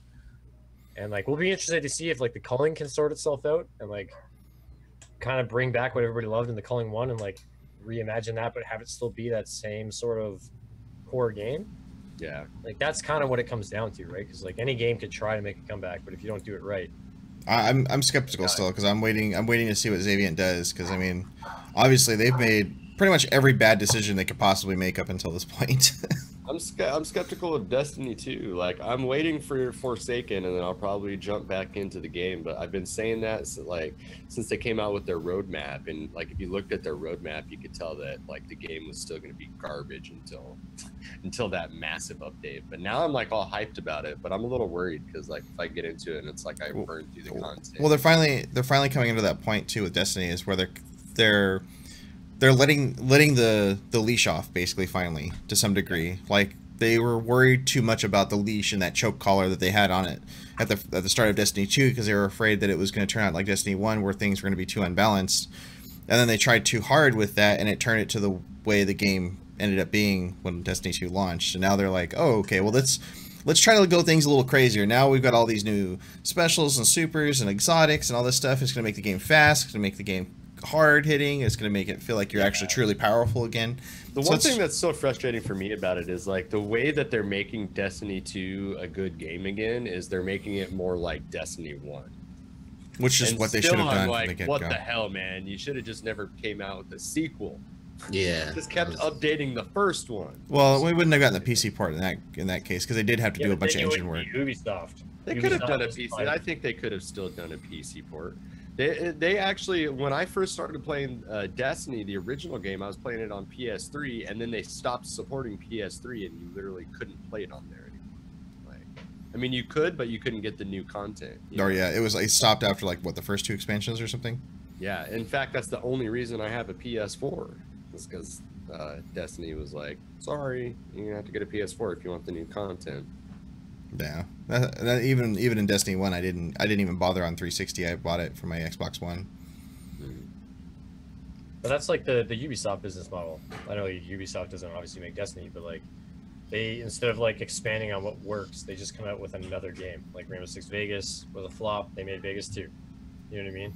It's like Destiny tried to do that, but they did it backwards, where they made a shittier game. Yeah, and then they're making it more like the original now they're like dialing it back to what was working, whereas like Ubisoft released a broken game and then comes out with something that works. I couldn't put down the first one, dude. Like I was one of those dudes, the Bungie fanboy who just loved Destiny, played it for like. Well, it was so grindy. Like it had the right amount of grindiness. Like yeah, it did. It wasn't too drawn out where you're like, this will take forever and you get discouraged. Yeah. But it wasn't so quick that you just reach end game and you're done. Yeah, well, and that's what I was talking about too. With like one of the main things for me was that like they made everything like to where you could just get all the weapons by doing a quest in Destiny 2, whereas in Destiny 1, like it took me almost the entire life cycle of the game to find a damn Galahorn, dude, and it pissed me off until I found it. But then when I found it, it was like the most amazing moment that I ever had in gaming. And that's what you I'm so need. sorry. You need that like sense of like gratitude, like you finally got something and you're like, fucking yeah, I did it. Yeah. Whereas like if you drag that out too long, that's when you end up with like a broken game where it's too grindy. And Destiny 1 had the perfect formula, and then they went to Destiny 2, and like everybody's chief complaint, it's catering to casuals. You can log in, play it for a bit, and within like a couple weeks have everything, and like what is the point of playing anymore? Yeah. No, it's funny though. Like a lot, I've heard so many stories of people like taking forever to get Galahorn, and I ended up getting like 5 during the time that I played the game. Yeah, dude, all my friends always got them, dude. I was doing every raid in the game, like every bit of in-game content that you could do every single week, as much as the game would allow you to do it. And like my buddies would be getting multiple freaking Galahorn drops. And that was the same thing at Icebreaker. I got so many Icebreakers. Yeah, I find it's the same in almost every game. Like it just happened to me in Warframe. I was trying to get a split chamber forever. Like I was doing void cache runs in Warframe forever, trying to get split chamber, and I finally gave up and I bought one. Like I went and traded one. I paid like 6 platinum for one. The next void run I did, I got a split chamber. It's like I broke the seal. Now that there was one in my inventory, it's in the drop table. And dude, I was like, I can relate to that too. Same thing. Like it was that with me in Destiny with Galahorn, because I don't know if you guys remember if you played the game, but like Zur, the guy who comes and sells stuff every weekend, random exotic or whatever, like the second week of the game, he showed up in Destiny 1 and he had Galahorn. And people were like, what? I'm not going to spend my exotic shards or use my stuff to get an exotic rocket launcher. Who would use that, right? And then it becomes the most iconic weapon in the game, and it was so good, right? And then he didn't sell it. He didn't sell it until the game was almost at the very end of its life cycle, and that was when I actually got it. Was when he sold it. I remember that, and then everybody was like, so hyped about it. I was like, oh my god, he has freaking Galahorn. But then like the next thing I did, like the next raid I did, a Galahorn drop. Yeah, it's like you have to have it in your inventory to like. It's like not have it. Definitely doesn't happen to everybody. But for some of us, that suck. Unless you own it, it's not in your loot. Yeah, it's like it's not in your loot table when you're like RNGing the shit out of things. Well, especially for like Crota and stuff like that, you had to have Galahorn for Crota to make it worth it. People wouldn't even let you in their raid team. They're like, you must have a Galahorn. I'm like, dude, but I got the Hunger of Crota. It's pretty good. I'm close. I got something that can help. I can help, guys. Come on. Yeah, basically. That's what it turned into. I mean, I remember those struggles, and because like me and my brother and a bunch of our friends like locally here, we had like a whole like raid crew that would go through and run people through stuff and do all that stuff in Destiny 1, and we played the shit out of it back in the day. But man, that shit was ridiculous though too, because you could do that raid with Hunger of Crota. You didn't need a Galahorn, but everybody's like, you must have a Galahorn. Well, it's because it was the tracking versus non-tracking. That was really the only difference. It was just so easy to kill Crota with the Galahorn. Oh, Everybody yeah. had a Galahorn and you just melted the shit out of it. So. Oh yeah, no, because you only went through 3 iterations of his whole cycle to kill him, versus like if you didn't, it took like 5 or 6. Yeah, it's all about that efficiency. Yep. Dude, and you're trying to farm for that loot, man. You got to be efficient. So I I mean, mean, it comes down to the end of the day, though. Like, if we're talking about like games having a resurgence, like No Man's Sky is probably a perfect example of what not to do when you first launch your game, and also how to revive it properly. yeah. I think they're You also haven't had to pay for a single thing. Like, if you bought that game, every single DLC update and everything has been exactly free. They've done nothing but support the community, and like they've done it right. You know what I mean? Absolutely. And now We'll weekly see what happens content. with the culling, and now weekly content, right? And what I like about that is the core game's content is already there. So you can compare this to Sea of Thieves, where it's like weekly content updates, but there's no base content to begin with. And that's driving people nuts. Like, nobody wants to play that fucking game because it's like there's no content, so I'm gonna wait for a week, do 1 day's worth of gameplay, and then I've gotten their weekly content into me. Now I just have to wait for the next update. Whereas No Man's Sky, like, you're constantly working on like the next procedure. Like, think about it, procedurally generated tech. Like, you could search forever, endlessly, to get like something better than you already have. Like, that's a great content update. It's kind of gimmicky, like it's kind of a cop out. Like, well, this will keep people playing forever. But at the same time, it's also fun. because you're not getting shit, but there's always that chance you could get something better. Yeah. So it's not like you're waiting for a Gallahorn until you have it. You're garbage. You're already getting stuff that's good, and like maybe you get something godly, or maybe you get something even more than godly. I just noticed how dope your headset looks, Canadian. I like that.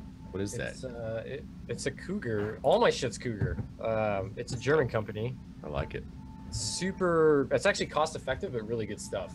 Nice. I never push it because I don't know if it's sold everywhere. It's definitely sold in Canada. But like my keyboard, my mouse is a Cougar 99 Esports Edition. Save the headset, and it's like really good stuff. Not that expensive. It looks badass. I would say though, like my final word on can games have a revival. I think they can, but I think it's like circumstantial. You know, like it's obvious these days when there's a cash grab. Like the Calling, that was totally a cash grab. We'll see what happens when they go back to the Calling 1, if people are going to be turned off or not. But and they definitely thought at one point in time that was the right move for them to start making the next game. It's like, no, right. People don't always want the next big thing. They want the thing that they liked. Yeah, exactly. But yeah, you know, I think it's circumstantial. And then I think the other thing that I just wanted to mention about that is that, like, I think developers are starting to get smarter about how they hype up a game before it launches. And that clears up a lot of confusion, you know, because if you hype the fuck out of something and tell people it's a game is something that it's not, it's going to launch and it's going to be bad. And then you're in a situation where you have to maybe think about, hey, can we revive this game? You know, how do we fix this? Developers need to try and make it to where, like, they know, like, everybody knows what they're getting when they buy the game. And then they won't have to worry about reviving their game because it won't die, because people will buy it and they'll know what they're getting. Yeah, exactly.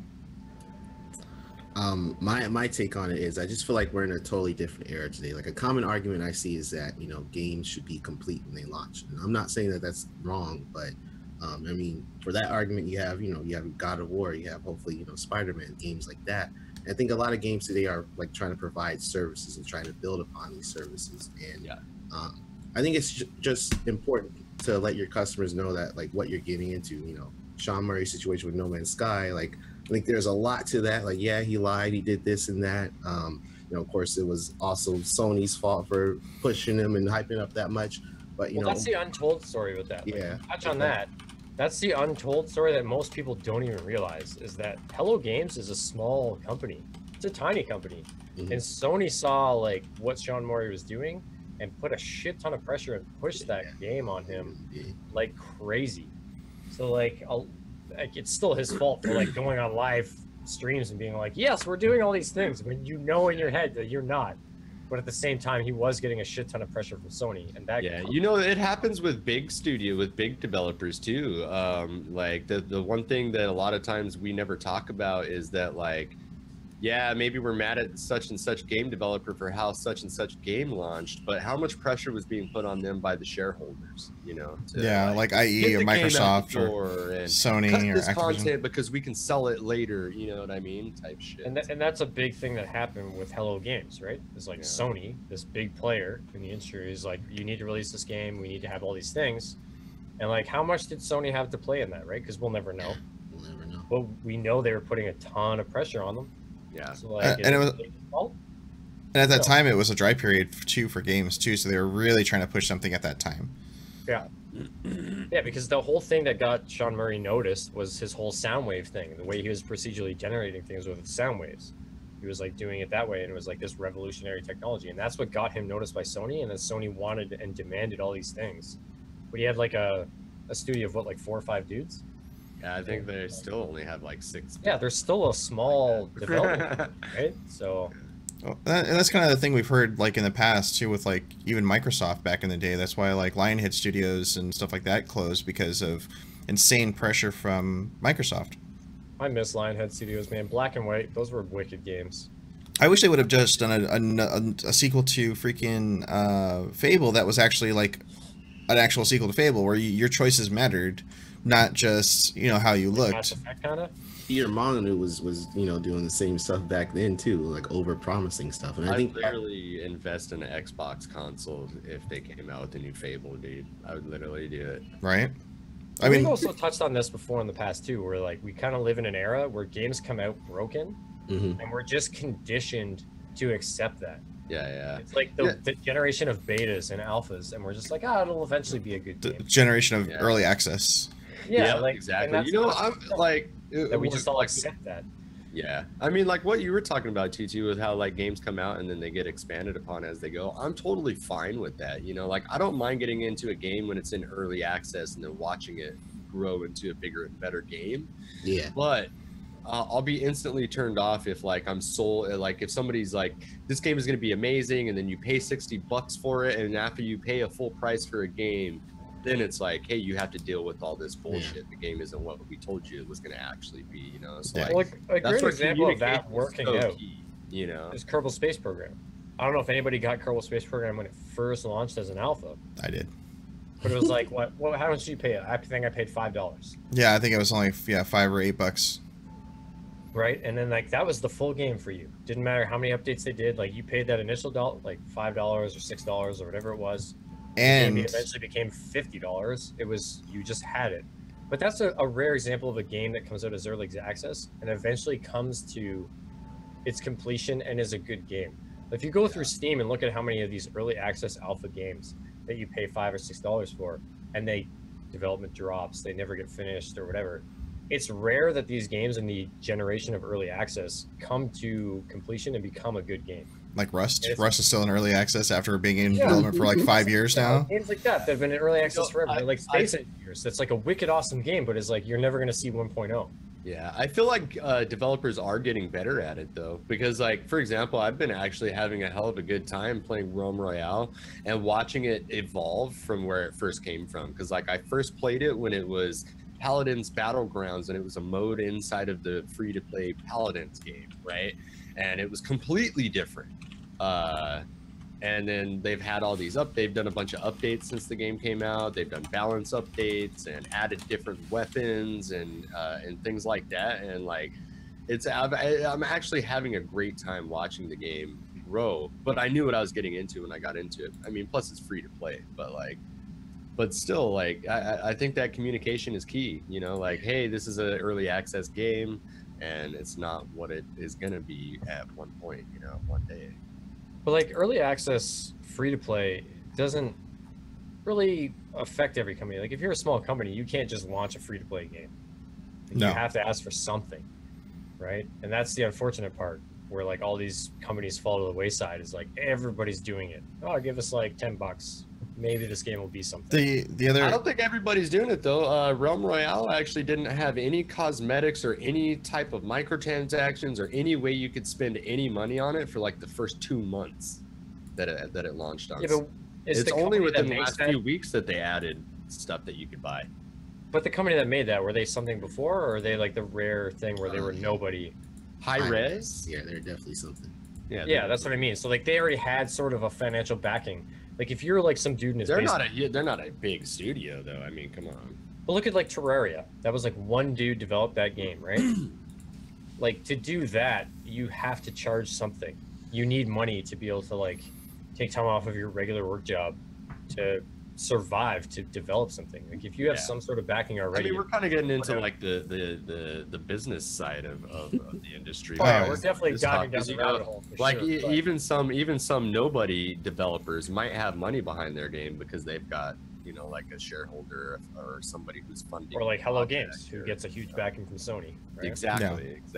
So. I'm just saying, like in the vast majority, like if you take out like Hello Games and like the few one-offs, there is a sea of like no-name developers that are trying to put out early access stuff. Yeah, there's a sea of like indie developers making games. Just, Rend. It's just like one or two dudes making a platformer, you know, and trying to put it up on Steam. Yeah, there's tons of that out there for sure.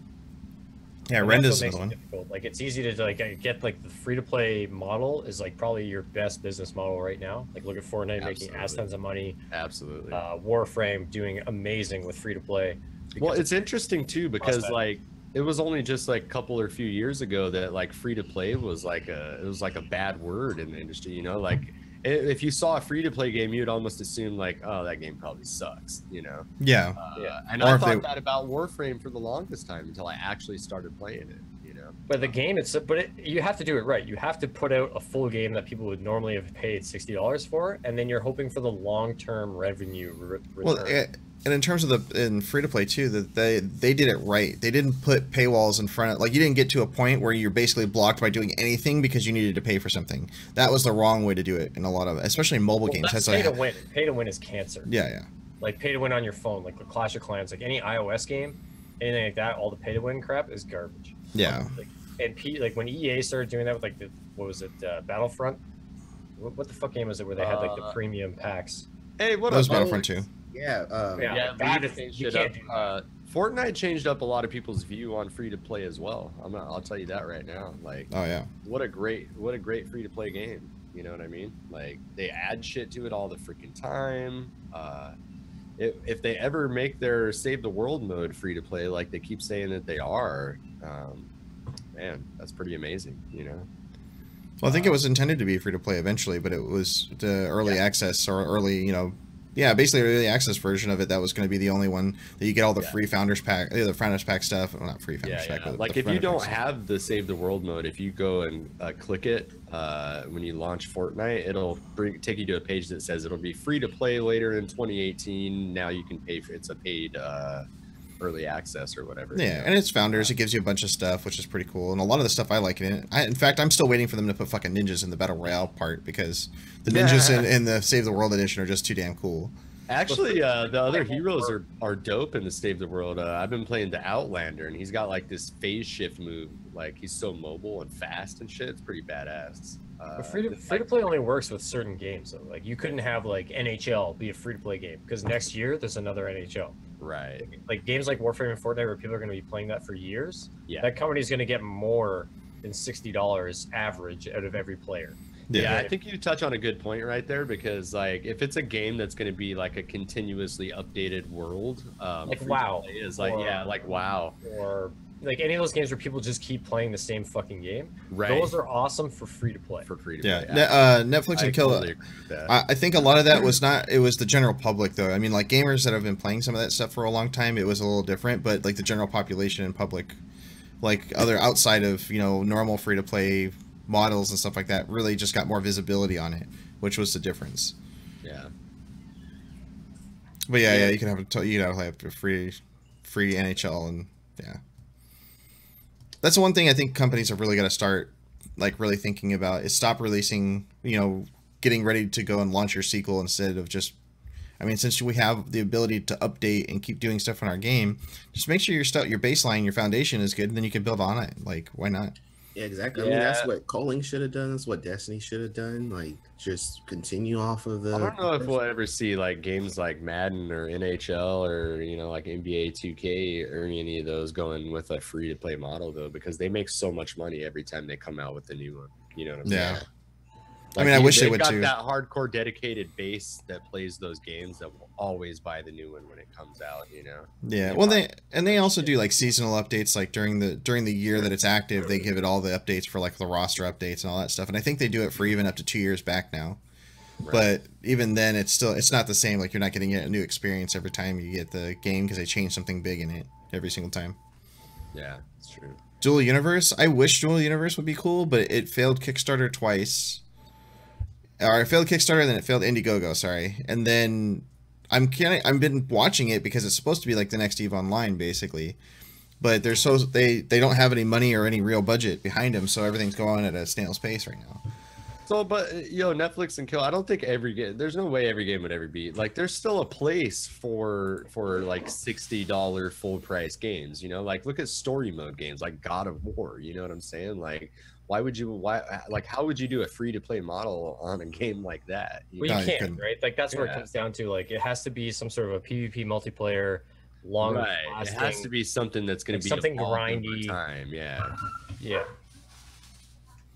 So it's its own things. Makes sense. Or like shooters fall into that category too, like Paladins or Overwatch. Yeah. Honestly, it'll take a while. Counter-Strike could be fucking free to play. With the amount of money people spend on like keys and cases and skins and stuff, like that game should be free. The only reason why that game is not free is to combat hackers and smurfs.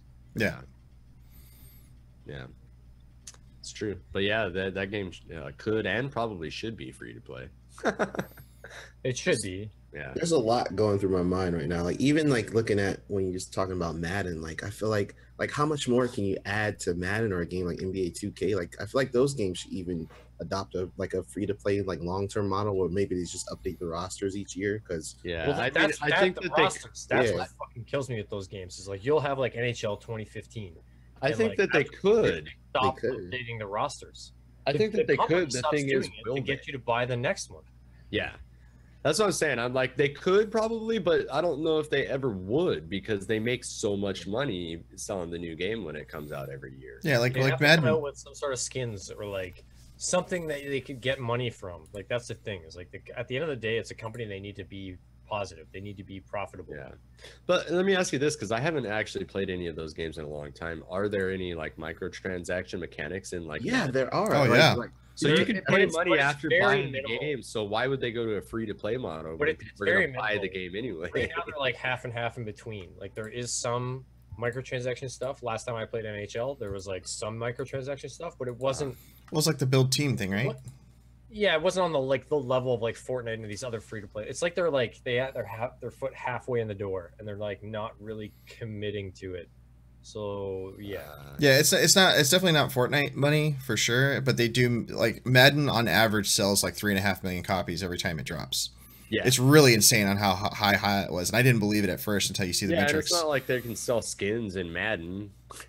I guess maybe I don't know. I mean, but I'm- like Fortnite's making a shitload of money because people are buying V-Bucks and buying those skins. Skins, yeah, and they make it big on the cosmetics. I'm not gonna lie, I kind of wish Blitz would make a comeback at some point in Blitz time. was dope. I used to love that game. You guys remember NBA Jam? Too? Oh hell yeah, we were just talking. I think I remember who it was that was just talking about that like in the last couple weeks. Oh, it was my buddy True Ebag. He was talking about it. He's another streamer here on INN.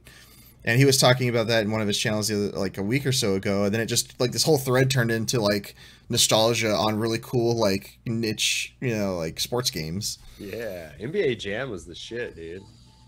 What was that? Or NFL niche. Street, dude. You guys remember? Yeah, that? NFL Street was also really fun. Yeah. I like the NFL game where you could hurt people and it like zoom down like you breaking their bones and stuff like that. And that Oh, was, like, Blitz. one of That was the strategies. Yeah, new, that was the not newer, Blitz? the newer Yeah. Blitz. That game was amazing. Like- You could like NFL have Blitz your guys was shit, dude. specifically try to hurt other players. Oh yeah, yeah. It was like the new style Blitz, and they took out all the named licensed teams and made it to where it was just like their own thing. But Yeah. man, it got brutal. Like you could go and like crack somebody's skull in, or bust a spleen, or Blitz Yeah, like was if you're like losing a game, you'd like specifically try to like murder somebody. Blitz was like the Like, football God, version of NBA Jam, dude. yeah. NBA Jam was so much fun. I remember having so much fun with that as a kid, playing it in the arcade and shit, dude. Oh yeah, I mean they could have gone. They could go either way with the Blitz. So they could go the super serious, like it's trying to be Madden, but it's not Madden. It's not licensed teams and hurt people. Or you could do it like the comedic version, like the old school, like the '90s, late '90s ones, where you were just like you would just go and pile all your players on top of the one dude that you got tackled or whatever, and it was just more Yeah, hilarious. They than needed anything. another old school hockey game like ice hockey where you could make a team of all fat guys. They're all skinny. Oh yeah. And like the fat guys could never get taken out, but the skinny guys were fast. Yeah. That's awesome. But, yeah, I loved those games, dude. I could see those games making a comeback right now. Like I'd play some NFL Blitz if they came out with a new one. Oh hell yeah. Or NBA Jam. Oh man. Especially NBA Jam, dude. Either one of those, really. I would be happy with either one. NBA Jam was so good. Remember, there was like I don't remember all the names, but there was like secret characters or whatever that you can unlock, dude. And then like you could dunk it from the half court line and shit, and the ball would have like the crazy flame trails on it. And Yep. like, it was so fun, dude. I mean, we got one game that's coming back that's like that too. Is Battletoads. Well, it's not necessarily sports games, but it's Battletoads is making that big comeback Oh, after man. 20 some odd years. Yeah. Dude, and this is something I still think like Battletoads I'm was gonna keep good. streaming it until we are all famous. Chrono Trigger, remake Chrono Trigger. Oh fuck yeah, dude. Do it. You already did Secret of Mana Or Xenogears. or Xenogears. Give me my Chrono Trigger, please. That's all I want. They made that. I'll play it on my phone. Like I want them to every day. revive Siphon Filter. I used to love that game, dude. Oh, That's man. another good one, dude. Or They can- Parasite Eve. Yeah, Siphon Filter was one of the first games, like right after like the 007 on Nintendo 64. Like Siphon Filter was one of those first games that I remember playing with me and my friends, where we were like PvPing with each other, fragging out and shit. Siphon Filter was awesome. Yeah, I mean, the story of Siphon Filter was dope too. What about Final Fantasy 3? Did anybody else play Oh, that yeah. one with like Kefka and all that stuff? Oh, Like, hell how yeah. do you remake that? Yeah. That'd be worth it. I don't like how they're doing Final Fantasy VII episodically. That's Well, we don't even know if that's the case anymore because they canceled that developer. I know and- they just Yeah. they just keep reeling it back, which is almost the worst. It's like they keep giving me the tip, but I want the whole thing. You know what I mean? right? I feel the Oh, that's same. not. It's not even a tip. It's a picture. a tip. It's the picture of a tip, like through the glass. This is what you could get, and I'm like, give it to me. I feel the same way about Borderlands 3, dude. They just keep giving you the tip every freaking. So But you often. know that's coming. Don't You use know that. that's coming. Right now, Final I Fantasy VII know, Remake, but like that could God, fail dude, and be they've done. been like That could be dangling over. that carrot for years, man. But you know it's coming. 100% that Gearbox is gonna make that. We have no idea if Final Fantasy VII Remake's ever gonna come. Like, the way things have been going, like that could never come. That's Yeah. true. No. There's It's gonna take nothing worse. years for that thing to come. Nothing worse than never coming. I mean, it's already 3 years behind, Like, or 3 years behind from actually getting a release date. So, Right. but anyway, I think that about wraps it up for us today. For a 2-hour show. I think we hit it. Yeah, definitely. Just Don't into that. have more news to talk about. I mean, we've Apparently got. there was a new Arc map, but I never. Oh yeah, never knew I that. haven't even played the first one. I just barely like. Which one? Arc. Apparently there's a new Final Arc games are map. weird to me. Oh yeah. I get into them and like I start playing it and I'm like, wait, what do I do? I'm supposed to like gather some wood and some bushes and rocks and shit. We did miss one thing in news that everybody might be happy about is that Halo Infinite won't have BR. Won't have BR. I'm actually really excited about that. Good for them. Good for them. I mean, there's a bunch of other news we have, but it's not anything of relevance. But There's a point that Netflix made where I was just going to talk about.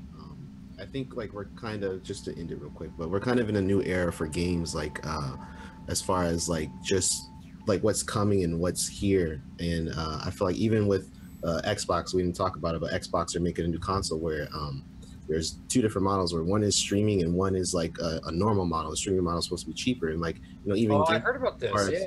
yeah, like games, like we're shifting into that streaming model, and you know, a lot of stuff is going to have to change. And I feel like, you know, as far as like games, like just having a resurgence and just you know, like making a comeback and this and that, I feel like it's important to, you know, make sure that you don't overhype it, that you know, listen to your community and this and that. And Well, we've touched you're on that. absolutely right.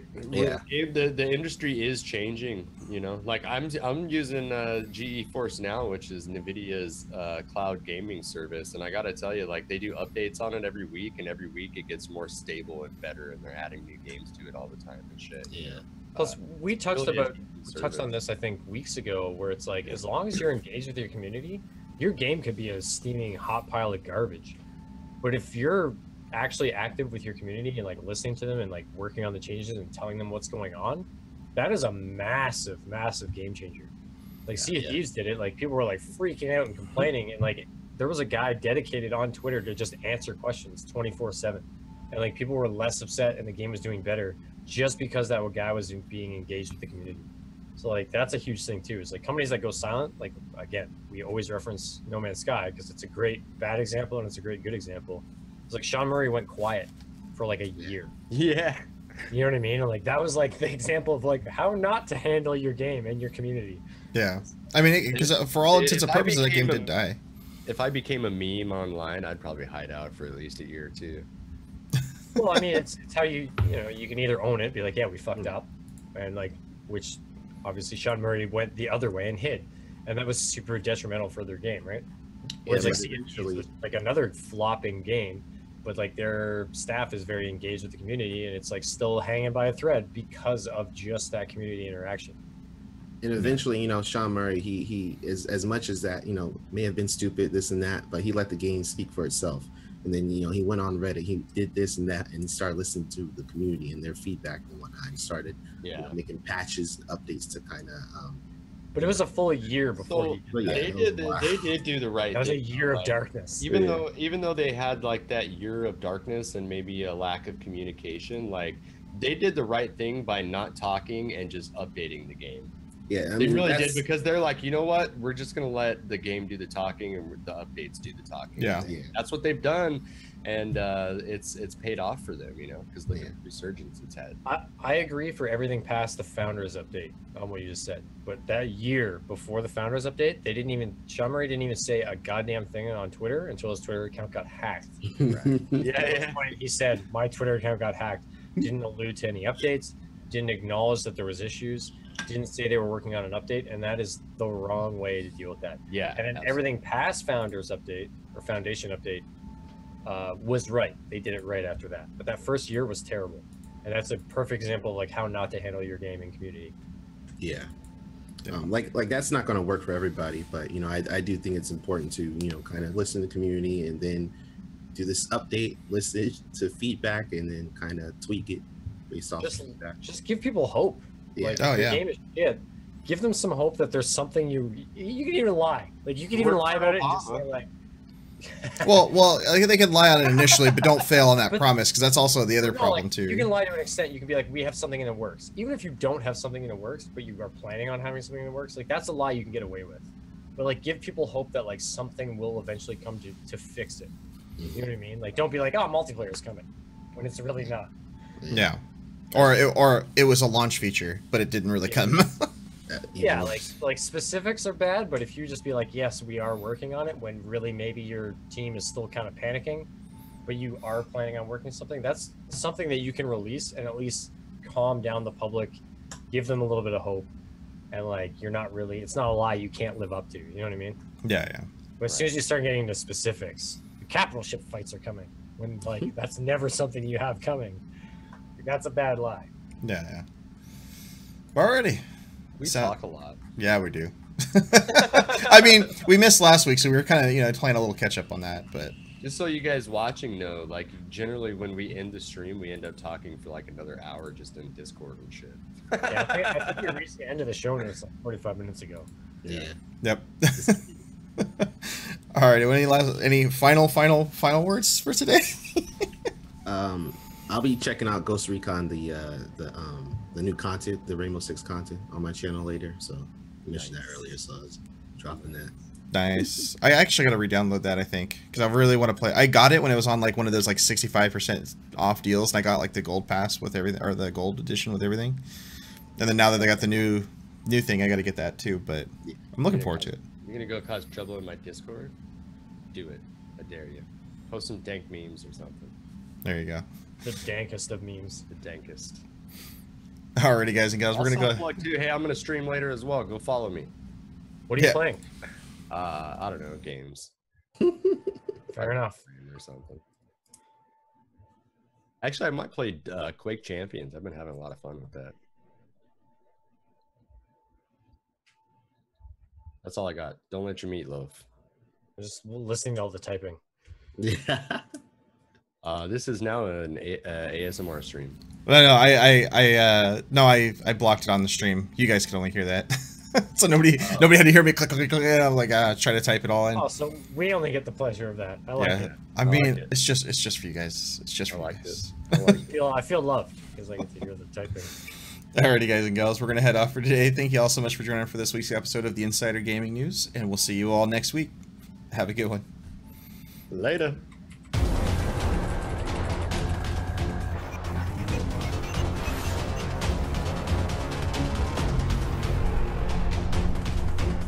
So is anybody playing anything now? Nah, I gotta like hang out with my girlfriend, or otherwise she'll probably get mad at me.